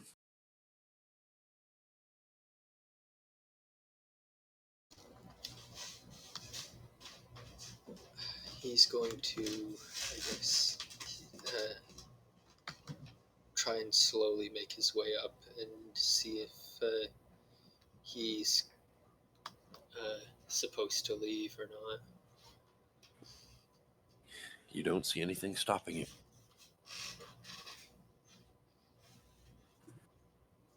He's gonna look around, see if anyone else is here, like if any sign that the woman from before is still here. You see someone. Looks to be some sort of a halfling. He's currently... there's a small bundle in his hands, and you see he's what looks to be a he, wearing a familiar white robe. Something of soon, you think. Is currently stuffing the incense bearers, gently putting more of the incense hemp inside of these small canisters. He's gonna walk up to the halfling. Excuse me. Yes? Do you know how long I've been unconscious? I cannot say I do. I've only come in here some moments ago.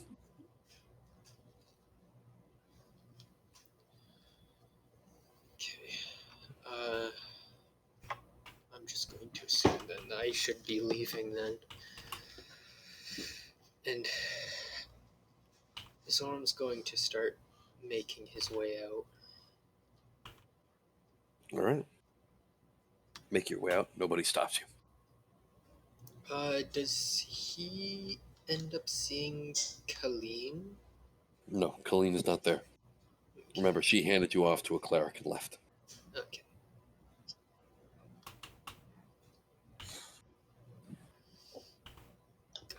lot more questions than answers, but we'll figure Welcome that out. to Memories and Dreams, sponsored by a dungeon master who cares. Well, nice. I guess Zorn's gonna see if he can find his party.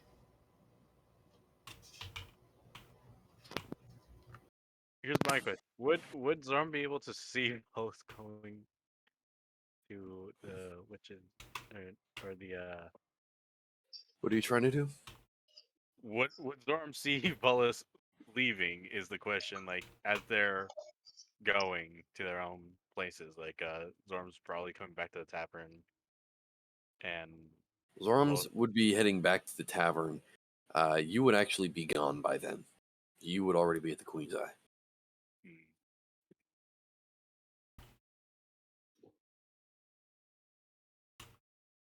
I see.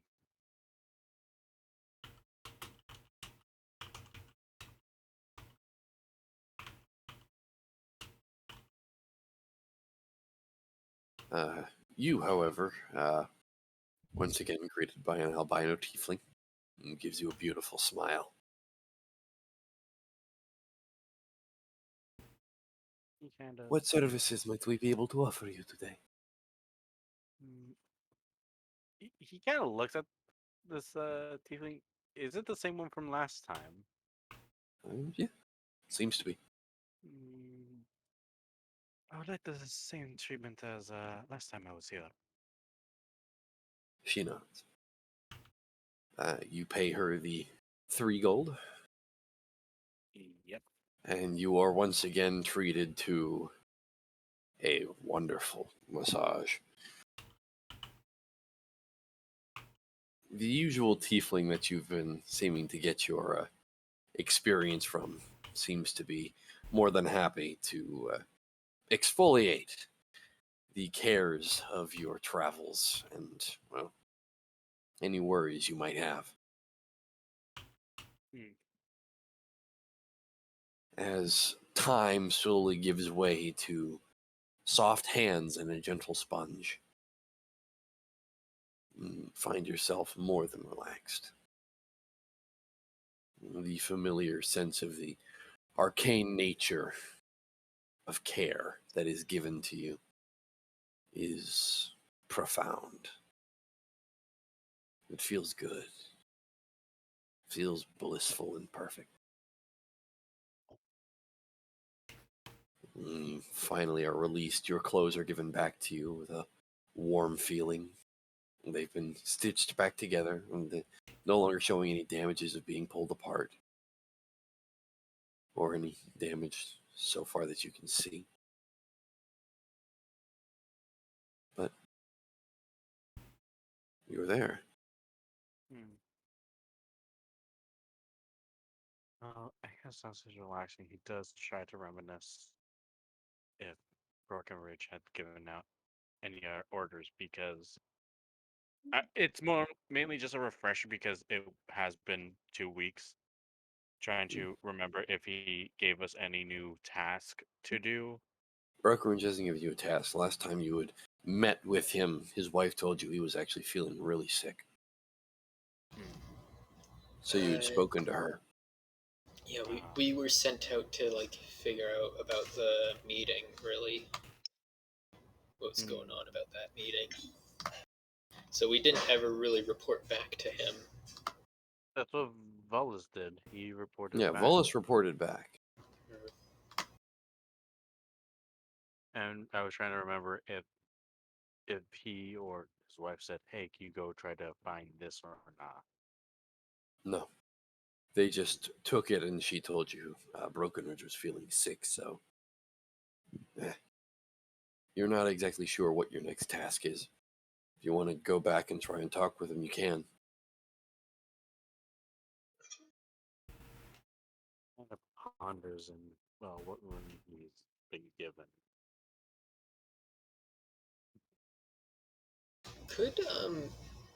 Could Zoran be looking for Volus actually? Sure, go ahead and make me an investigation check.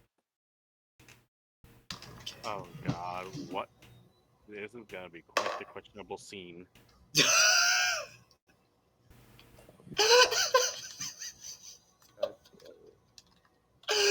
That's a 25. That's an actual 20 plus 5. Oh my god. You know where Volus was trying to go. You could try and meet him there. Okay.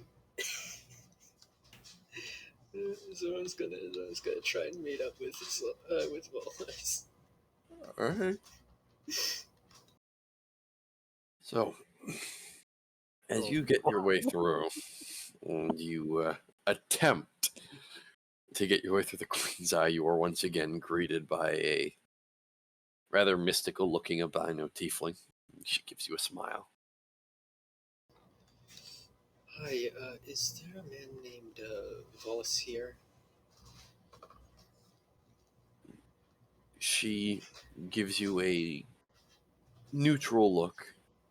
I apologize. We are not able or allowed to give information upon clients to others. I'm just looking for him. He's a companion of mine. What's the saw in the background? Oh, that's not a saw. In that's... the back, you just see. No. That's not a saw. That's a mixer. It's What? Clyde just vacuuming down more That's a sweet. mixer. That sounded like a freaking saw. Yeah, I'm about to saw someone in half. No, it's a topaz. They randomly came. Well, if you do end up seeing a man named Wallace, who is a elf, well, tell him that his companion Zoram is looking for him. If you happen to see him.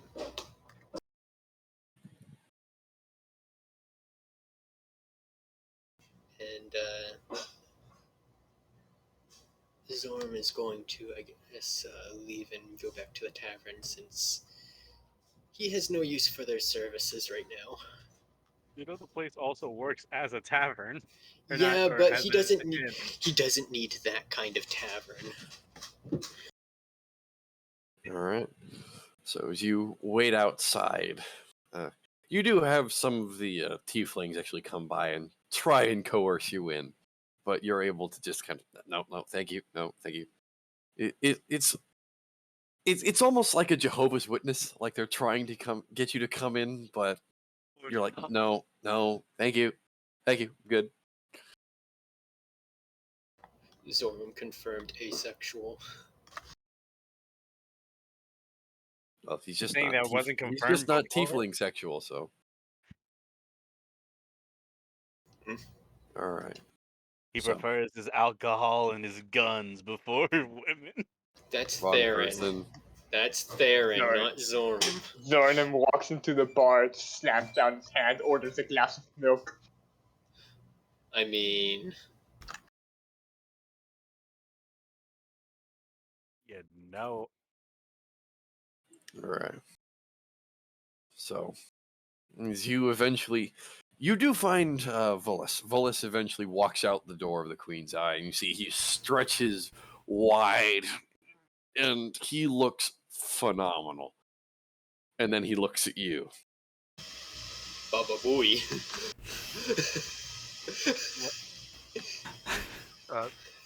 How long were you waiting out there?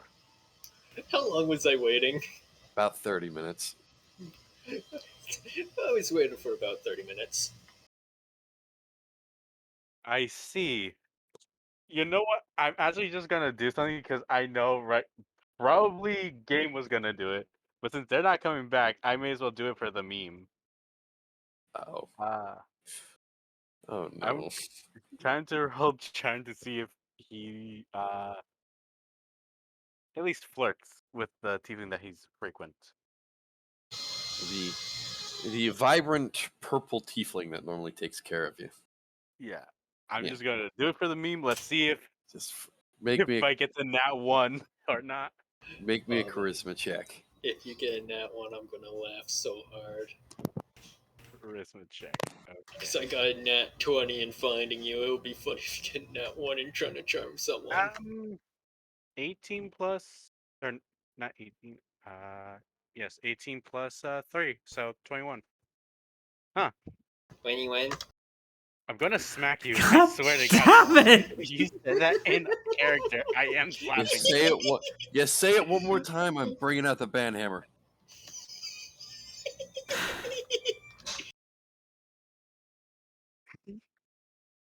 Nah, next time it's just taken in character. All But right. yes, I did get the 21. All right. Don't you fucking do it. Don't you fucking do it. Man, courting death over here. All right. So, as that's been dealt with, you have a lovely time with your usual tiefling. She gives you a vibrant, bright smile. And as she actually walks you out, she currently has your arm kind of wrapped around hers. Kind of, you know, the old anime style, kind of wrapped in her bosom. That's kind of where it's at the moment. Hmm. See, I'm a gentleman. I see things in a proper way. Bros before hoes.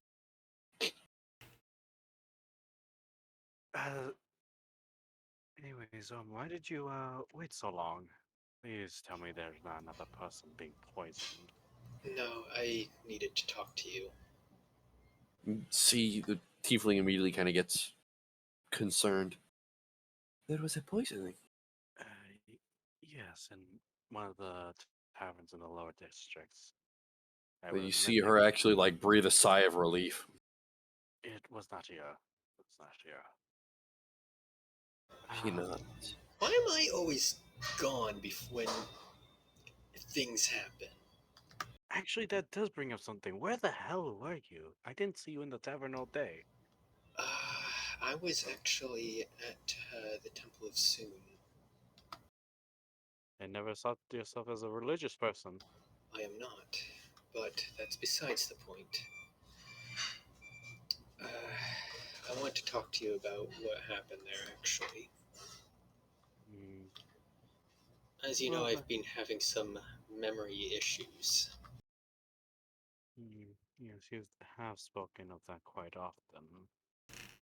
And I presume you went to the temple soon to try to remedy that in some, or it's not insomnia, it's amnesia. It was both beneficial, but caused a lot more questions than answers. That's usually what happens when one tries to figure out the past that they have forgotten. Questions and answers, which only leads to more discovery. What I mean is that there was no answers and more questions. Well, Sodom, let me ask you this. And like with his free hand, he kind of like points to him, like,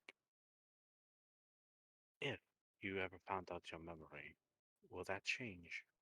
How Sorry, you I didn't thought? hear what you said there. Like he's like with his free hand, because one hand's with tightly. One Sorry, hand is currently occupied. Yes. One. Tell me. Like, You tell dirty me. bastard. Not that occupied. I didn't even think of that. Zoram. Yes. If my question is, if you do one day figure out who you are, will that change you for better, or will it be changing you for the worse? That is something that you yourself need to consider at the end. This isn't about me. This is about the artifact. As I said, it could be for better or the worse, and even if it does deal with the artifact, and you, because knowledge itself has power to it. but even some knowledge is very corrupted. Just keep that in mind. I don't want to see one of my friends hurt by whatever memories have been locked away, be it intentionally or not. See the tiefling actually kind of squeezes Volus's arm a little tighter, and she gives a nod. This actually, this would be Zorm's first time actually seeing it. Would you like me to give you a description, or is purple tiefling good enough? Purple tiefling's good enough. Okay. But at the moment, you see she kind of squeezes Volus's arm and hand a little bit tighter, and then she actually nods in your direction. Sometimes memories are best left forgotten. If they have been forgotten, maybe it is for a reason. Perhaps. I'll just say this. It is better to care for the water you tread than to dive without a second thought and without a plan. Otherwise, you'll be stuck at the bottom of whatever ocean of memories you'll be in. I will have to fill you in, though, about what I saw at a later time. Well, actually, it's not that I saw anything, but You didn't see anything.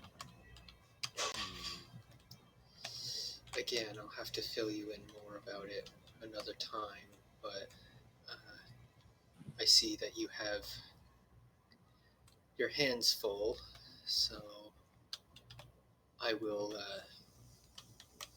have to leave you to that, and I will come back another time when you are a little less busy.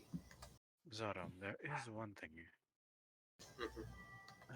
He kind of just fills his hand around, takes out a bottle. It's the potion of greater healing. I've been starting to work on making these, so here. The first one's for you. I know the Thank dangers that reap and so it's better you at least have the first. It's kind of the reason why I've been asking you to search around for medical herbs as of late.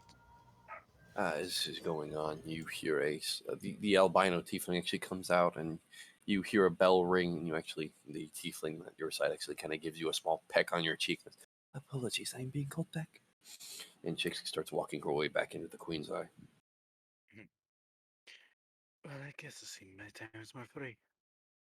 Mm-hmm. I'm going to head back to the tavern. I don't know about you. I might stick around here for a little bit, but meanwhile, may want to look into helping the locals here a little more. And then now I gotta be right back because my dogs are barking. Someone's at the door. That's all right. First we had chainsaws, now we have dogs. All right. So, as this happens, and you all start slowly getting back together, as we have actually hit our usual mark, I apologize, as we will go ahead and end ourselves there. What happened to a poison bard? Shall we ever know? Do you care? Find out next time. On Dragon Ball Z. No, this isn't Dragon No, Ball this Z. isn't. No. This This is. is Oh, right, this our is monkeys aren't this here is anymore. better than Dragon Ball Z. This We're is, not standing around for half an episode and just screaming at each other. I mean, This we is have the- done that before. No, this is BBW. Bards balls to the wall. I was really hoping that was what you were going to say. Anyway, as always, I will go ahead and help our lovely behemoth go through our shutting down for tonight, because I know it's late for him. He started late. All right. So, for those of you on Twitch, hello. Greetings and salutations, as Hope and Beth would normally say. But I'll go ahead That's and. only Beth who says that. Well, I don't care. You're twins. You're twins. Wow, It okay. matters. It's the same thing. I love both of you. Nope.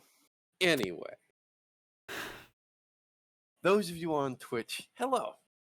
We hope you enjoyed our little antics going through. If you want to hear the background as to why a bard seemed to have found himself in a battle of bards and then have an aneurysm and then be poisoned, go ahead and check out Behemoth's either YouTube, which he can post a link and throw that up there. And if he has, or if you really want to find out as to why that happened, you can go ahead and ask some questions over on his Discord. Most likely, you can go ahead and ask me because I am on his Discord. But nonetheless, if there are any questions or so, feel free to ask either in the chat, anywhere else. More than happy to answer them. I'll go ahead and answer them even if Behemoth doesn't want to. So you get the chance to talk to me. Yeah. Great. Not that interesting of a person, so yeah, that's even What? more fun to look forward to. Shut up. But You're- nonetheless, You're definitely an interesting person, and you shouldn't devalue yourself. Yeah. that's where you're wrong, kiddo. But nonetheless, for all of you there on Twitch, we really do appreciate you guys coming out. If you did enjoy, perhaps you might want to drop a follow because, well, who knows? Maybe you want some more antics to your life. Because, once again, a bard trying to fight a battle of bards and pulling out some nasty tricks is always something interesting to follow, right? Hold out, no Well, nasty well- tricks. We'll disregard uh, the Sugar Rush episode, I guess. The sugar rush was, yeah, that was just something. But if you are oh so daring, and I mean oh so daring, and me love you long time, me give you the good sucky, if you drop a sub, maybe? Oh my god, dude! Did you really have to say that? You know I'm part of Specs' channel, so I have to. We're part of the horny gem, my guy. No, Yes, and I am Beth. the literal anti-horny. I don't know if you've Bug me noticed. if you need. Bug me if Fucking- you need, no, I'm motherfucker. just- but you know will what? never silence me. I'll just take over from here. Thank you, Grape. Anyway, we love you. Bye. Okay, now that you've had that lovely experience,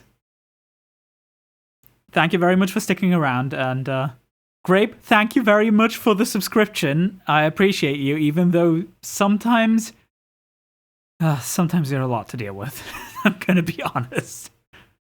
Anyway, I'm digressing again. If you want to see more of these antics, hopefully regularly again, we've had some snags having to do with stuff like personal matters and scheduling conflicts, or Turkey Day. Usually we hang out here every Saturday at 8 p.m. Central European Time, about 2 p.m. Eastern Time, and it's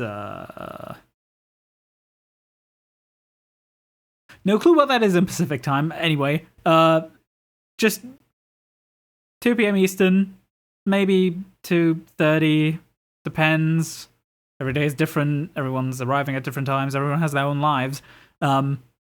Anyways, would appreciate you hanging out here, and I'm really, really thankful to everyone who is putting in the effort to make this as chaotic of a session as it is. And I guess if you want to know what else I do, I usually play RPGs because I'm a boring person. I don't play anything else. Main focus right now, Final Fantasy VII New Threat, and now that I finally have my capture card, which I am very thankful to a couple people, some of whom are here, some of whom are not, but, probably hang out here regularly, I'm going to be able to stream my console games. So maybe expect Final Fantasy VII Remake and the Kingdom Hearts games. Maybe even the old Devil May Cry games, because I do have the HD collection for at least 1 to 3. I might play those at some point.